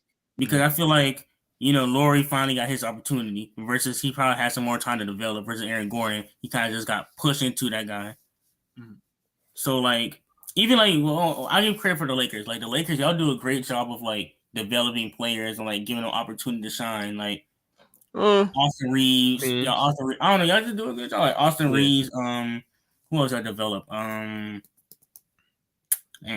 Jordan Clarkson, Brandon Ingram, and it's all about opportunity because like y'all kind of showed them off, and also it also had to do with some injuries because like Austin Reeves couldn't shine if like some of those injuries that happened. Yeah, and I think if we didn't, I don't know if we didn't make that trade, I don't know if he would have really got the shine and got the opportunity to show everybody. Because if let's say we never make that trade, how much is Austin Reeves' market like right now? Because people saying he can make $100 million, maybe more. Now, if we'd never make that trade, I can't lie. Can find out what. I'm not giving him $100 million though. I'm sorry. He's a good player. But I'm giving like I don't know. I think give me a full season. Give me a full season of this. Give me a full season. Hey, all I know is Utah better poison pill Austin. Give that man the poison pill contract. Like honestly, I think he's in like the 80 to 85. Yeah, I'll give you 85 because the reason why I said that I want more wing. Like I want some more bigger wings, like a backup small forward for the Lakers. No, for sure. And I think another big man. They own his right, so it's like whatever a team offers, they can match that. Like it's not like they capped off, on Austin Reeves. Like they capped off from what they can offer him initially, but they can match whatever another team offers. So it could be from another team to try to tie the Lakers up. In terms of cap space, like you talking, let's do an offer sheet for $100-something million, knowing they don't want Austin Reeves or nothing like that. Oh yeah. But, hey, Drew. Oh yeah. So I want to ask y'all. So we got to talk about the champions. Do y'all? And I want to talk about Jokic specifically. Do y'all think Jokic is a top 10 center of all time? Yes. Yeah. I haven't at the bottom 10 though. At the bottom half of the 10. I agree. Yeah, probably like. Wait. He not better than Kareem? Nah, he's only he number 2. He better than Shaq. I'm playing. Let me stop. Hey, calm down. So I'm gonna ask y'all. I'm gonna lie. Jokic is crazy though. I can't even lie. He's crazy. Y'all tell me who y'all rather, them or Jokic. Kareem Abdul-Jabbar. Kareem. Okay. Wilt. Man, see, this is so hard. I don't even want to say. I know it's not. This is people gonna be like, "What?" But man, Wilt was doing numbers, man. But the thing is, Wilt on and off the court. Wilt was better at his defense and his offense, in my opinion. Hot take. Well, we're looking at the entirety of their career. It's just Wilt. Yeah, you have to say Wilt. It's just like there's so many like weird things about like from that time when it came to Wilt. So it's like I don't know. I mean, yeah. I cut his numbers in half. He'll be averaging 25. I'll say Wilt for right now, but okay, I'm willing to have a conversation. But like, yeah, it's hard comparing players like from that era too, though, because you remember we mentioned this like how like back then like every time you got fouled, you went to the free throw line. Yeah. Yeah, but give me Bill Russell. The next person I was asked y'all was Bill Russell. Oh no, I'm giving Bill. Give me Bill. Bill is better than Wilt. Yeah, I mean, Bill he anchored that defensive team like crazy. I think his impact, like Jokic's offense impact, is Bill Russell's defense impact. Yeah, but see, this is where things get like so. Like, if you were to have Bill Russell on this Nuggets team, though, do they win the championship? I mean, I know this is not fair. This is not fair, right? Yeah. But in my opinion, I think you should be able to look at it like this when we're talking about guys this level, and we're talking about the same position. Yeah, and we're talking about somebody that's great, and I'm like, nah, like that's they not winning the championship. Okay, well, see, But like, this is my thing with that though, because it's like even though they play the same positions, now are we talking teams are built around the other, like your star players to help the star player, even what they lack or what they need the most, you know. So I don't know, it's like as great as Russell was defensively, like he's obviously like an all-time great, arguably GOAT defender or whatever, but so much of that team was also everybody like, you know, complimented him and filled all his deficiencies offensively, right? Yeah. And so like it was an ideal situation in that regard that he didn't really have a burden of scoring. Yeah, he was a good passer and things like that, but like he didn't really, you know, have to be counted on to like, oh, like, you know, like we're gonna need you this night to drop 35 or whatever. Like it just wasn't in the cards, and it didn't need to be. So he could lock in on like the things that he could lock in on his strengths. Actually, it was crazy when you look it up. Their offense literally wasn't that great. They said, looking at the stats, it really wasn't that great. So it's like, I don't know. Like for that time or what? For that time, even for that time, it wasn't that great. So it's like they wasn't like the offense wasn't elite. It was mainly primarily the defense. So it's kind of hard to rank them in my opinion. Okay. Yeah, that's interesting. Okay, I'm curious, relative to the league though, like what was their offense? I'm curious. It was like how many teams? It was what, 10 teams or 8 teams? Yeah. It was probably like in bottom half or the mid tier of it. I gotta relook it up. So it's like it's like a weird thing to also do that too, because there's only it was some years that I don't think it was all the years. It was some years their offense wasn't great because they obviously won like 11 rings. So yeah, and they had like, who was their leading scorer during that run? Either Havlicek or because it was not Bob. It's damn near not Bob Cousy. Nah, it probably was Havlicek. I'm not. John was like that. When I look into it, John was actually kind of like that. He was cool. Yeah, he's for his era, you know, on the all underrated black and white team. Yeah. All right. So what about Shaq? Shaq. Yeah, Shaq. Okay. So that's 4. And Hakeem, you get him out the way. I take Hakeem. Yeah, don't even say it. Don't even say his name. All don't even say his name. What about Moses? No, he's in this tier. He's in this tier. Moses, David Robinson, Ewing tier. He's in this tier. For right now, I'm actually gonna say Moses right now. Yeah, because thing is, with Moses, a lot of his offense did come off a putback. I didn't believe Martin right there. When I watched, I said, "Oh, it did come off a putback." So like a lot of like him getting his own rebound putback. It wasn't like it's the same level of self creation as the other great centers. Not saying he couldn't do it. It's just not the same level. Yeah. Now Jokic is obviously a better offensive player. It's not even a question. But like, when I'm talking about things like how like his overall impact, and like I don't know why I argue with Mars about this. He was like, yeah, like Moses was a good defender, but like we had like a little debate about that. But he was. But he like I feel like people are underestimating like how impactful he was as a player. Like to take a team, like people talking about what Jimmy did this year. Well, to me, what he did was more impressive. Like he took a team that was like 41 wins to the finals. Mm-hmm. They beat multiple like 50. I think they beat like a multiple 50-win teams. I think they beat a 60-win team. I want to say, and like he outplayed like a prime Kareem head to head in a playoff series. That's better than anything Jokic has done yet. Now that's kind of it is what it is. Like he doesn't have the competition out there when it comes to other centers. Mm-hmm. But like the closest that would probably be like an Embiid or something like that. But yeah, like Moses had that.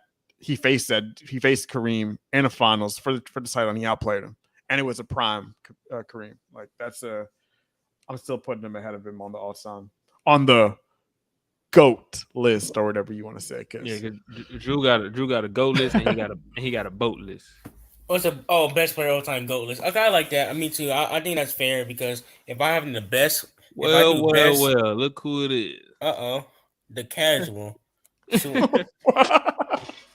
I don't know why he got that on there. You'd be killing me with that. What do you mean? What's the? No, we were talking about talking about the top 10 centers. So that's 6 centers, right? That's 6 centers, right? Yeah, and where Jokic ranks, like and all of them. And I think we pretty much agree that he's on like the bottom half of the top 10. Mm-hmm. They had some thoughts about Wilt Chamberlain and Bill Russell and them, but we'll keep it modern. We'll keep it modern for right now. Wait, is he past them for y'all or no? Nah, no, oh, okay. not for me. Look, I was just checking. I was just checking. Hold on. Maybe on the GOAT list, he's not. But he's not better than them. On the boat list. On the boat list, I'm sorry. He's not better than them. Sorry. I mean, I don't think he's better than David Robinson. I'm sorry. Rest in peace, Bill Russell. Wait, but all right. What? He's not better than them either. I'm sorry, man. Explain, Drew. Come on, bro. See, for right now, his peak is better right now. See, right now for me, better, but like when you're saying who's better, like I still got them two ahead, mainly because of just the fact that Jokic is great. He's an all-time great center, but I think we've seen him perform at this level for maybe like 3 years now. I don't know. I think 2020, me personally, I feel like his 2020, 2021. Like I think he was a star level player, but this superstar. It's been 3 years. Yeah, 3 years. I feel like he entered his prime in 2019, 2020. It's kind of like Curry in 15, but Curry really was like Curry in 16, 17, 18. Yeah, like that. Like 2020, he was in his prime, but now he's in his peak. There we go. Yeah. And we see I think from those guys we seen a lot more longevity. So I would prefer them, especially just because to have it But I think he's headed that way, especially if he continues to be a playoff riser and play this way. Like he's headed there for sure. And now there's only one center. He's headed to that top 5.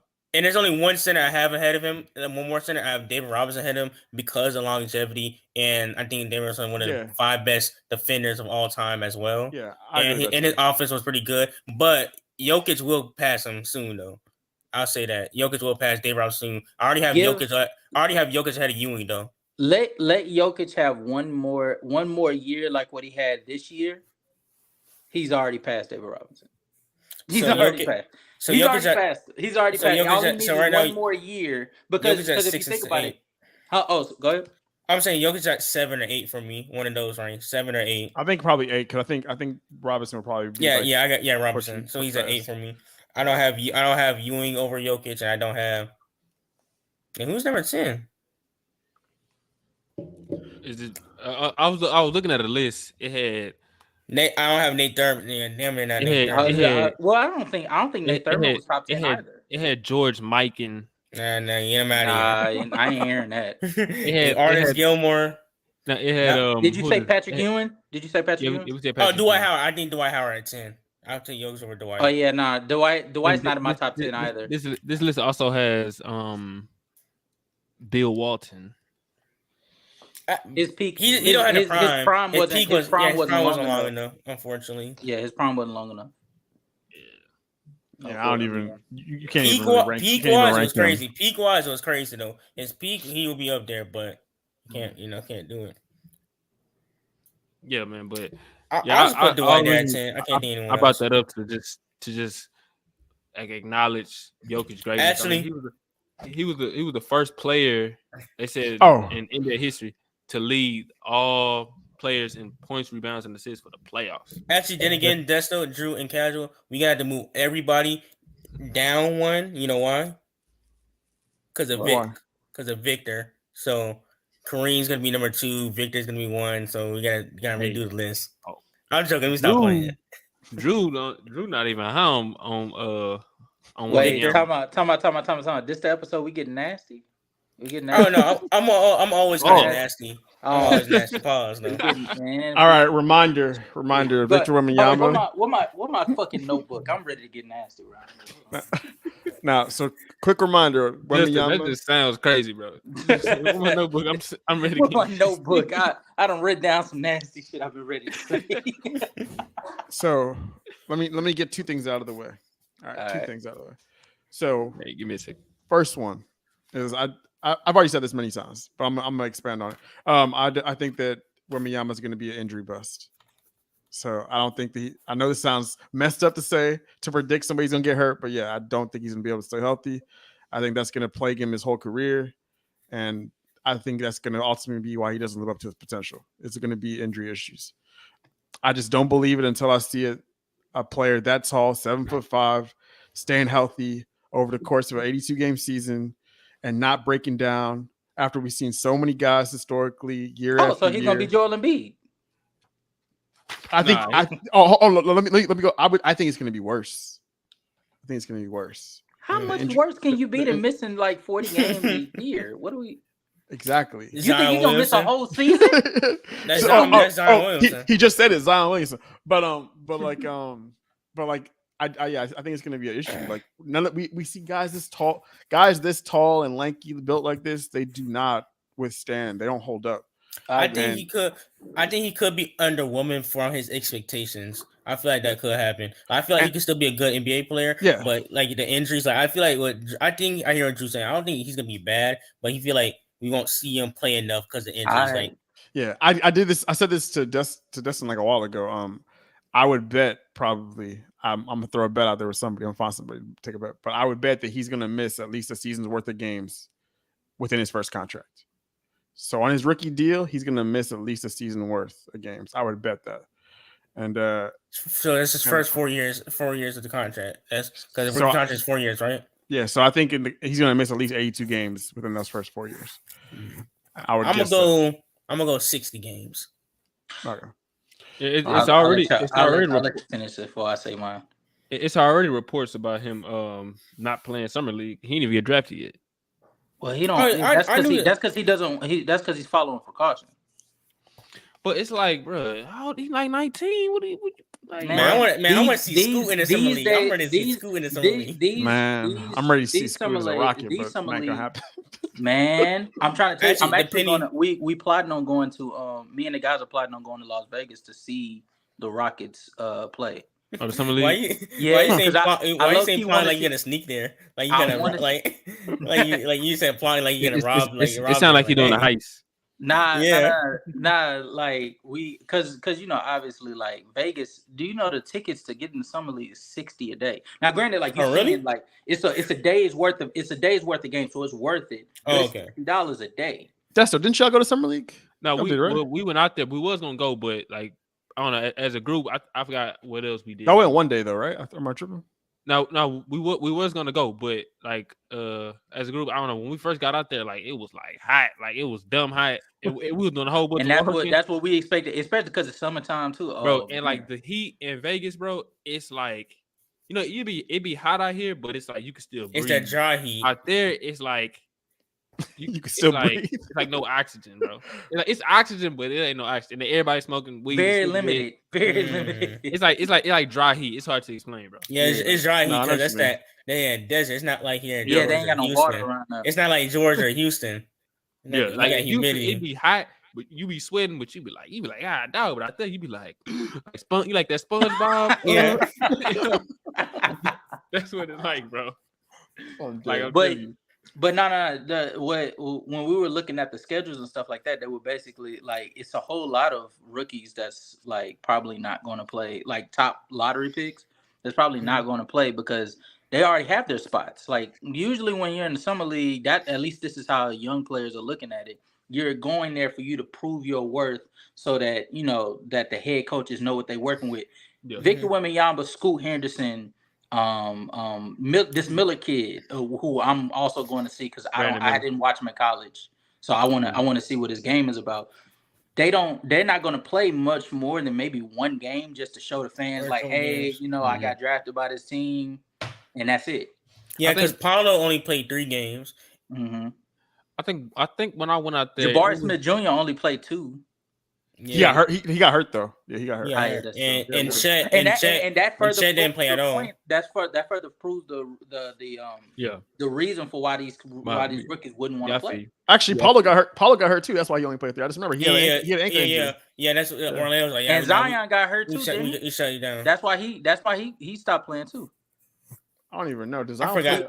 I forgot about Zion. I remember the only rookie that I can remember recently. Jalen Green. Just like that. Jalen Green. He played. He got crazy hype out of summer league too. People were like, "Oh my god!" And he was like, I did my job. Keegan Murray bought on the summer league. I think Keegan Murray kind of people trashing the Keegan Murray pick, but he played in the summer league, and people were like, "Oh, he's actually better than we thought." Yeah, y'all know what somebody I remember vividly, bro. It was in 2017. It was the Lakers. The Lonzo one. Lakers. Man, we had Lonzo. Kuzma was out there. Brandon Ingram played like 1 or 2 games. One game. He played one game. That first game that Lonzo played. Yeah, legit. He was balling. He was balling. He got hurt. He didn't play no more. But we had Caruso. Yeah, I remember this. Yeah, and we won the summer league championship. I was so hyped. I was balling. Dude, who was that? Who was that? It was the summer league MVP from there. Lonzo. I thought it was Kuzma. Kuzma won the summer league finals game MVP. Okay. And because Lonzo didn't play in that game. Yeah. But that put Kyle Kuzma on the map. That's what got him the minutes in that rookie season. Yeah, Kuzma was balling. Kuzma was a hooper. We were so turned. Like I think I still got a video. Lonzo propaganda was an all-time high. I remember. Bro, the propaganda for the Lakers as a whole, they was like, "This is the future." Kyle Kuzma and Lonzo, future championship duo. And LeBron said, "Get these dudes up out of here." Right? Yeah, LeBron's like, yes, no. Yeah. AD come here. I honestly think if Bron didn't get hurt, that Lakers team could have at best probably went to the conference finals. If y'all had a better coach, I feel like they would have got to the. I thought they was fine. I mean, they were on pace to meet the Warriors in the second round, right? I mean, like, I don't know. It was in December when Bron got hurt, but they were the third. They were the third seed. Yeah, they were top seed for sure. And the Warriors was first. It was Giannis, it was Harden and LeBron. They were like the MVP candidates. And and then Bron tore his groin, and then that was wrap. Because I feel like that Lakers unit was like a mad, like underrated defensive unit. Like it was cool. Yeah, it was cool defense. Like despite LeBron playing, like he was playing like fucking Andale defense. Lonzo was locking down. He was coming to his own. Josh Hart. I remember we picked up Tyson Chandler. We had JaVale. The corpse of Tyson Chandler. I remember this. Yeah. I remember like we had a game against the Hawks because that was Trae Young rookie year, I think. And Trae Young went for like a floater at the end of the game, and Tyson Chandler he blocked it at the apex. And they turned up. Everybody was holding like he just won the championship for him and everything. We like, bro, what? He was turned up, yeah.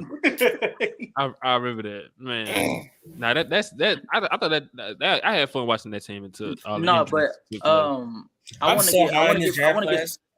to get some pushback on Drew for this Wembanyama thing. Not to say that you're wrong, because I think like if you look in history, there's a lot of reasons for why you would think that Wembanyama would be he would become injury prone, like his career would be injury riddled. Yep. But in my opinion, why don't people look on the flip side of like a Kristaps? What are you talking about? Hold on, Kristaps had injury prone too? Yeah, no. Kristaps was injured after he tore his ACL. He's had an injury prone career in his third year. Not since he go check his year by year games played. Yeah. Because I was just looking. I was just talking with my people. We were talking about Kristaps. Because it's funny that you mentioned Kristaps, because I actually was calling like months ago. I was saying that Wembanyama is the croissant. The Kristaps Porzingis. No, I was saying he's the croissant Kristaps because he. Oh, what the fuck is that? Like a croissant, like it's French, Oh, you're nasty. Anyway, I think Kristaps changed his game. My bad. I said because William, he brought up Kristaps as like in regards to the Wembanyama thing, and I was like, I was calling freaking Wemby the croissant Kristaps like last year. So, but.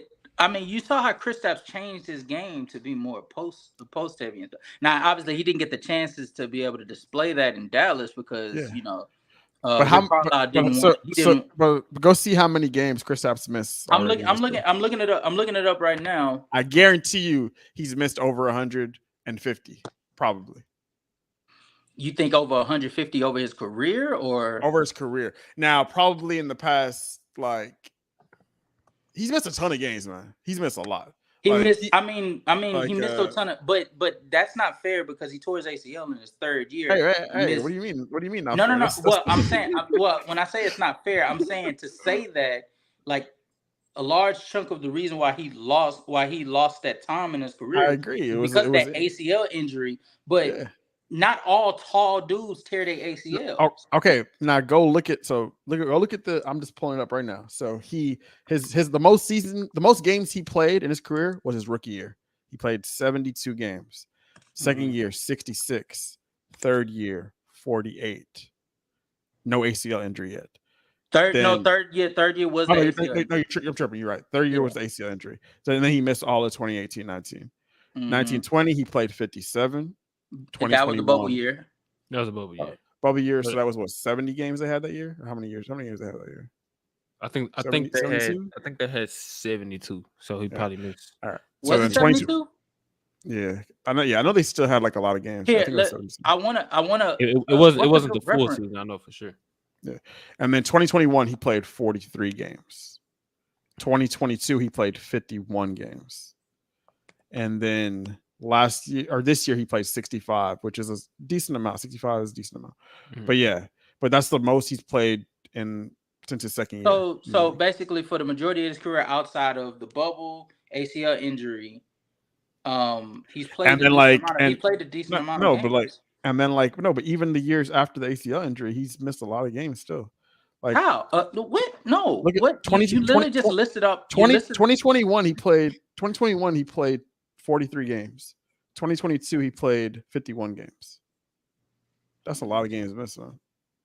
And that's the last 2 years. Oh no. Wait.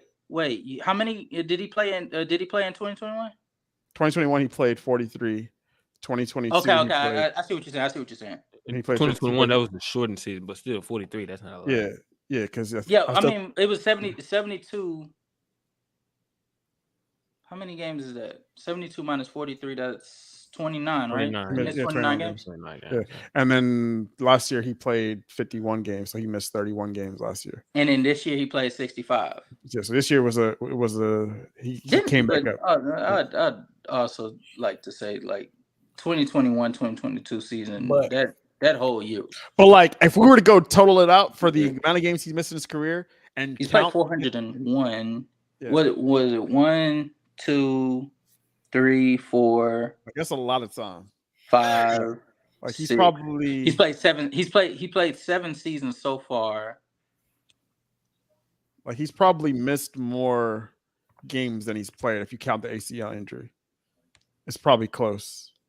7 seasons. He's probably just barely played more than he's missed for his career, just barely, like maybe by like 10 games or something like that. And like 82. But also, this is another factor. He's not the same player. Out of 574 games, he could available games for his 7-year career. He's played 401. So he missed how many games? That's 70%. 173. That's 70%.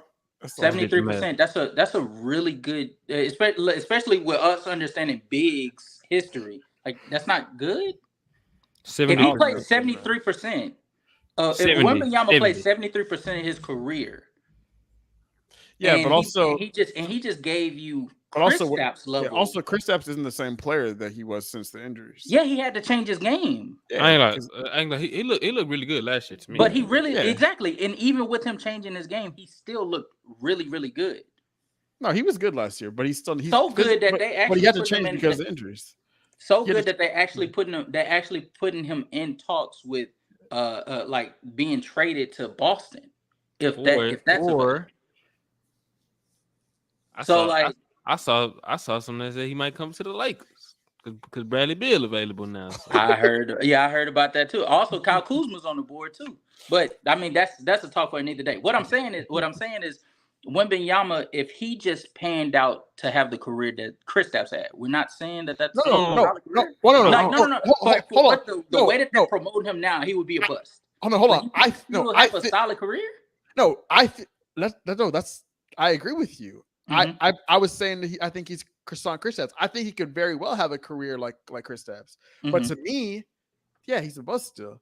But same with me. I don't think were you here when I said that? Like, I think that I look at busts differently. I don't think all busts are the same. So I feel like you could be a bust and still be a solid NBA player. Yeah, Lonzo is a bust, but he's still a solid NBA player. That's a good example. Lonzo is like that hurt, but it's true.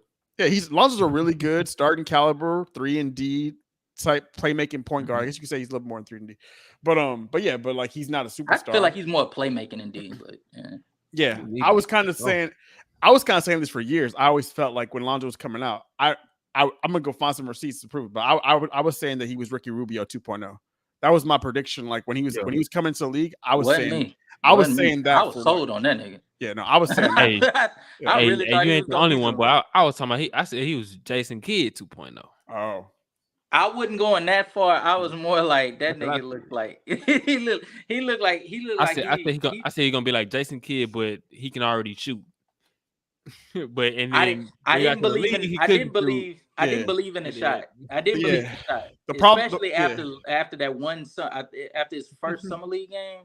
Yeah, the issue with Lonzo wasn't also just a shot. It was like his finish driving and finishing too. Yeah, because Kid was a really good finisher and driver at the hoop, and that was one thing that he didn't really. Yeah. That's why I felt like the Rubio thing, because Rubio also struggled driving, finishing, but which he's gotten better over time. I don't know. I feel like it was a bad mixture. I feel like Lonzo could have panned out to be something special if two things happened. One, if he would have if he could stay healthy, right? Because even with the Chicago Bulls, Chicago Bulls, that's everything. That's the healthy thing. No, obviously. But then two, if the Lakers didn't give up on him so soon. Which you attribute that to them once they got LeBron, the time started ticking real fast, and Yeah, I mean, if you get with LeBron, it's either you got to grow up quick, or and then I think even when he left, that's what kind of boosted his development. I think a little bit more, because when he got with I'm blanking on his name. He was a coach for the Pelicans, like Vincent. I can't think of his name, but he the one that helped change Lonzo's shot. He refined his shot and Brandon Ingram's shot when they both got to the Pelicans. Mm-hmm. And when he went over there, he started to shoot 37%. Then he got to 40%, and then when he got to the Bulls, he was at 43%, like shooting the 3-ball. I mean, he was a good defender since he came into the league, and I was pushing the agenda before he got hurt. Vincent Davis. Is it Vincent Davis? Vincent Davis, yeah. Okay, yeah, but for real, he definitely helped change Lonzo's shot when we got to New Orleans, and he was a good defender since he came to the league. I was pushing the first team all defense agenda before he got hurt, the other season. But I agree with Drew. I mean, if you draft a lottery pick, you're not supposed to turn on to just a good player. Like at that point, you a bust. Now you're not like a Kwame or Greg Oden or Anthony Bennett bust. Those are all time. But those are different levels of bust. Those are egregious. Those are egregious busts. To me, I'm gonna say these are my 3 bust types. There's the injury bust, which just sucks, but injuries. There's the you didn't live up to your expectations bust. Andrew Wiggins. You were projected to be a superstar, top level guy, and you just you didn't reach that. Would you consider Andrew Wiggins a bust? Yeah, because there's calling him Maple Jordan. Yeah, no, but okay. But there's a difference. Wiggins was expected to be that guy. Okay. I think you need to add another. I don't think he's like a third category. Tell me a third category, because I think you need to add another category there. No. I said that I'm a third category. That was the second one. The third category is you're just ass. You shouldn't even be in the league. Okay. I think you need to add a fourth one. I think you need to add a fourth one. Narrative driven bust. Because even when you looked at Andrew Wiggins, you could tell. That's the second one though. It's part of its narrative, but it's expectation based on your potential. You get projected to. But even when you looked at Andrew Wiggins as a kid, did anybody see fucking I didn't see that. I didn't see Jordan. I didn't see that. No, not Jordan. The Jordan thing. Not Jordan. That's what I'm saying. I saw like a high level I score. could see he had. I saw Grant Hill. I saw Grant Hill. I'll be honest. Yeah, he had the talent. But I thought like McGrady. Yeah, I thought like that. I saw like that or Grant Hill. I mean, but is the bar really high with T-Mac? Yes, remember how good T-Mac was? Yeah, come on, bro. Come on, man. T-Mac was a bucket, but that's about it. Okay. No, but still. Okay. If Andrew Wiggins became T-Mac, he never got. Is T-Mac not significantly better than Andrew Wiggins? Yeah. Okay. But so, I mean, what I'm saying, what I'm getting at is the level that what I expected Andrew Wiggins to be. I mean, he ultimately became. He's an amazing defender. He's very efficient around the rim now, and he's became a solid shooter. But and he's an all-star, and he has a title to his name. So okay. At what point can you really look at him and say, unless you thought he had potential of being an MVP caliber player? Hold up, wait a minute. But he's the number 1 overall pick, though. It's different if he's like a number 4 or 5. Again, that's a narrative. Again, that's a narrative. Retroactive because he was the number 1 pick. You thought that he was going to amount to being the second coming to LeBron James. Not everybody. I know. Very few people can do what LeBron has done. Nah, but at least Blake Griffin. You know what I mean? When you get somebody as a number 1 overall pick, they supposed to be a franchise star cornerstone. Like you get drafted by the Timberwolves, how much are you really? How much are you really doing to be able to be successful? I mean, KG did it. He got drafted by the Cavs. All right, so Kevin Love is a bust too. John Wall did it. No, but he was the number 1 overall pick. John Wall took like 4 or 5 years for him to be able to do that. I don't think John Wall was a bust. I don't think John Wall was a bust either, and I don't think Andrew Wiggins. But the thing is, Andrew Wiggins. But his thing, John Wall. Because as soon as you put, because my logic is, as soon as you put Andrew Wiggins in a better position, right, to where he can actually be the best form, he could be the best version of himself. But he ended up blossoming. But when you put him in, I understand. No, I understand what you're saying. Because and the word bust it sounds like very. It's harsh. It sounds like very egregious, and harsh. It's not saying he's not a really good player and like he was one of the best players on the championship team. Not saying that at all. But when like somebody that's a lottery pick, top 5, like we expect them to be the guy on a championship team, a perennial playoff team, eventual championship team, like LeBron, like Mike, Hakeem, Duncan, D Wade, Shaq, like those type of guys. And Wiggins, he turned into a number 3. And, that's fine because every team needs a number 3. Every team needs a point of attack defender. Every team needs a guy who can attack closeouts and play great how he did in the playoffs last year to help the Warriors win the championship. And ain't nothing wrong with that. But when you draft number 1, that's not exactly what we expect. And I would of you. Yeah. I would add on to I would say I agree with the draft, where you're drafted, being number 1 and stuff. That's a part of it. But to me, it's also like what were the expectations? Like, how were you viewed? Like, were you just like any number 1 pick, or were you considered to be one of the best number 1 picks in years? Like, were you he wasn't just he was a top pick, but he was also this dude might be the best prospect in I don't know how long. Yeah. And I remember him hooping in summer league too. Yeah, he was balling some league. Yeah. But again, I go back to saying this. I think that's just that's a narrative that was driven because of his talents, and I agree. I think his talents said that he should be an all-star caliber player. But again, I feel like that the fact that you were drafted by the Timberwolves, who we all agree is a pretty dumb franchise, right? Yeah. The fact that they did not give him the requisite pieces that could be able to help him blossom and be the best version of himself, and also the fact that once he got sent to a place that could benefit him best, he ended up becoming what we all thought he could be. See, I don't know about that one. But this, I think a lot of it did fall on Wiggins too, though. I think Wiggins don't get me wrong. I think his immaturity and his lack of Having a motor, I say for sure. Yeah, I think his lack of a motor that also didn't his help defense his used to be egregious too. But again, the Timberwolves gave him 1 year of having a competent team with Jimmy Butler on it, and the next year they took that away. Oh, I don't mean to cut y'all off. I'm gonna I don't mean to cut y'all off. I'm just letting y'all know I'm gonna head to bed, y'all. Appreciate y'all for having me on. Yes, sir. Hey, pleasure meeting you, bro. Pleasure meeting you. Nice to meet you, Casual. Keep on cooking. Hey, appreciate you, bro. Yeah, I understand that, but it's also about what is the problem with my name? Tell me right now, man. What do I need to change it to my real name? No, it's fine. I gotta be like y'all. It's just that it's funny. Actually, I'm gonna start calling you that. I'm just calling you Cat. I ain't gonna call you a real name. I'm gonna call you the Casual. So for real, you need to start telling my government, brother. No, I got you. My fault. I'm trying to stay out of the way, bro. But because I mean, if you look at it, you can say the same about Anthony Edwards. But look what Anthony Edwards, like he puts in the work. He has the drive to be better, to get to that. I ain't gonna lie to you. I've been a little down on not down on what Anthony Edwards can be, but what he's shown the last 3 years.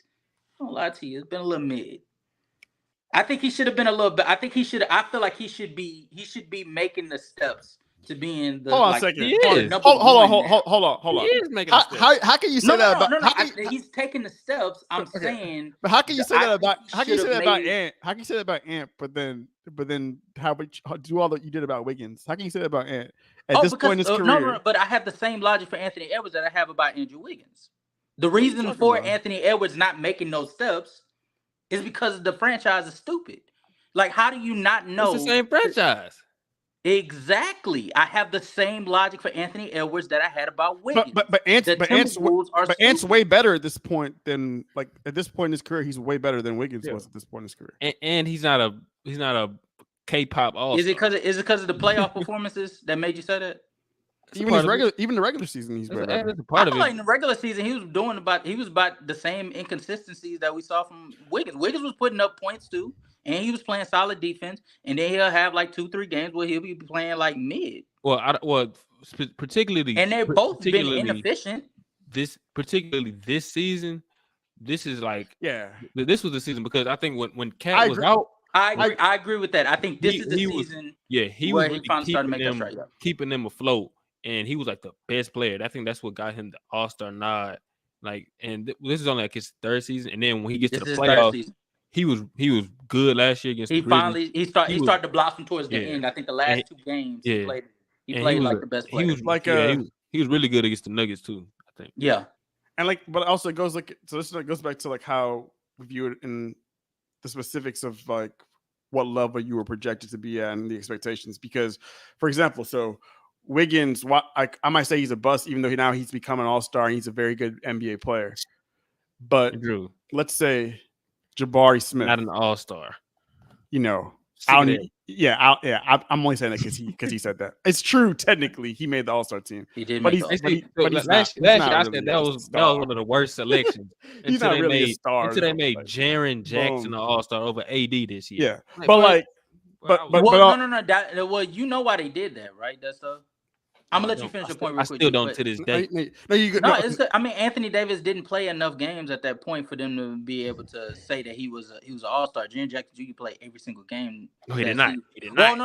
I'm sorry. He missed 10 games. He missed 10 games. He missed the beginning of the season, and AD played more minutes than Jaren. Jaren Jackson can't even stay on the court. He played 25 minutes because he fouled. He fouls too damn much. Yeah, he still fouls too damn much. By the way, he played 27, 28 minutes. Well, I'll tell you this. I'll tell you this. They will never make that mistake again after the way he played this postseason. Yeah, we'll see.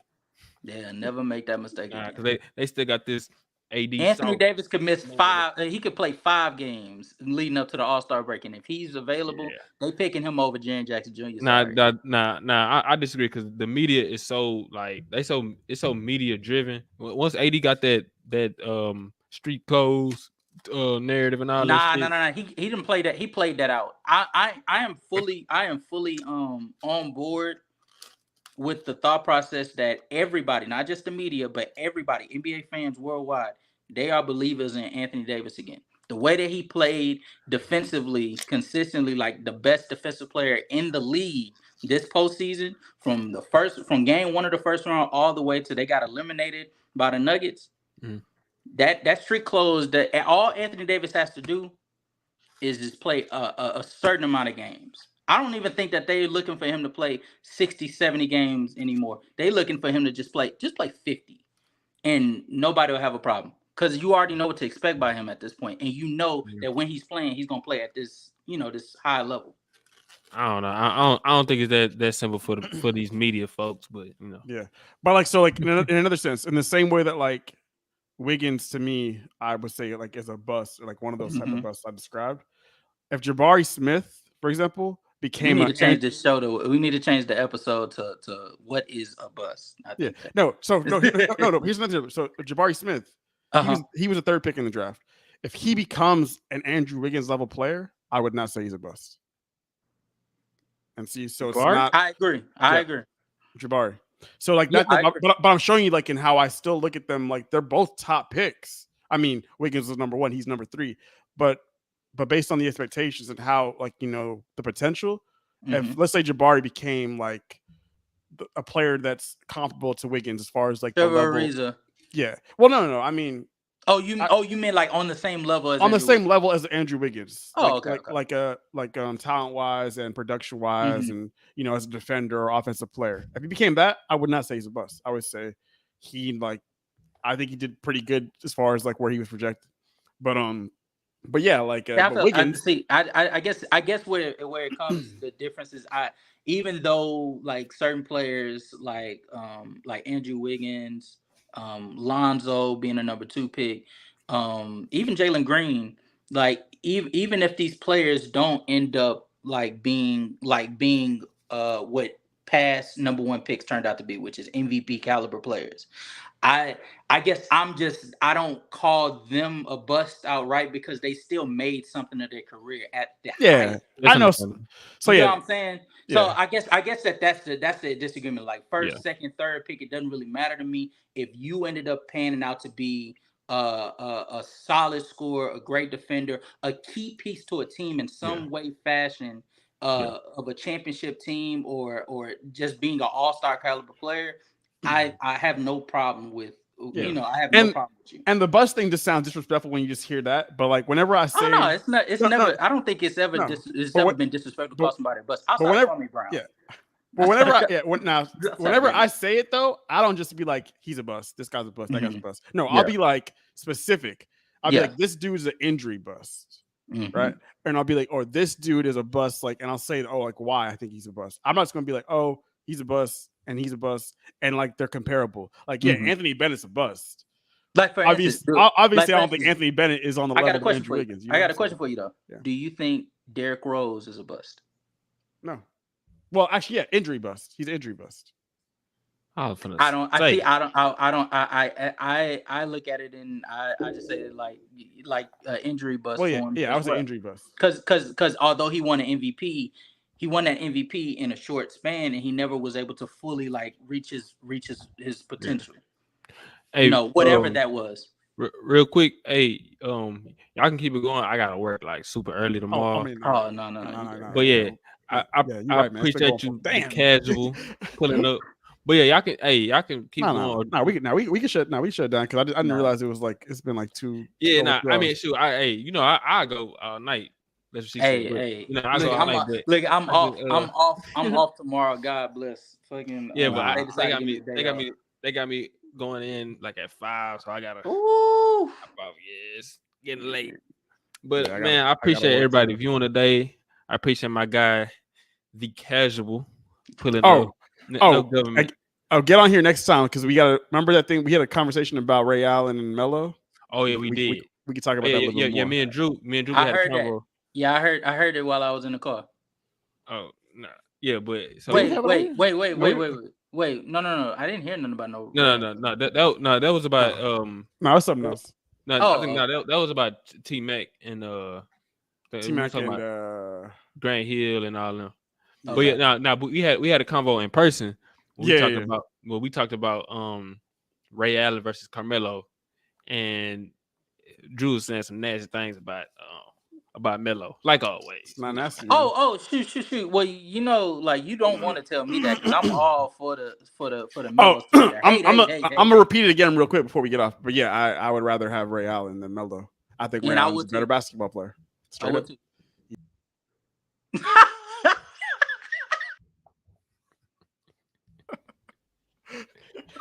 Y'all gonna stop disrespecting Carmelo Anthony, man. You know you want to know what's funny, Drew? That's what he basically did to me in the DMs when we was talking about Tatum. It was like I did a poll on my Instagram the other day, and I said who gotta go? Dame, Tatum, Book. Embiid. It was Dame, Tatum, Book, and Jimmy. Yeah, and I said Tatum gotta go. And then in my next post, I said if you vote Tatum, you getting blocked. And then I sent him the evil emoji. Yeah. He talk about some blocked. Yeah. Man. Yeah. All right, man. This has been a wrap. Episode 29. Once again, congrats to the Denver Nuggets. Nikola Jokic, Jamal Fleury, all those guys or whatever, man. I like the reigning NBA champs. We're gonna be back soon, so I can defend your honor, Carmelo Anthony, once again. Hey, we gotta get Cecil on here because I know he's the number one Melo defender, right? So. Dude, I actually got a couple guys like we do the podcast. We should join together. Okay. We should join together. Absolutely. Tap in, you know, like we join y'all show, y'all join our show and shit. Yes, sir. Of course, man. Just hit me. Matter of fact, we can make that one of the topics right off the bat. Let's do that. Thanks. I got you.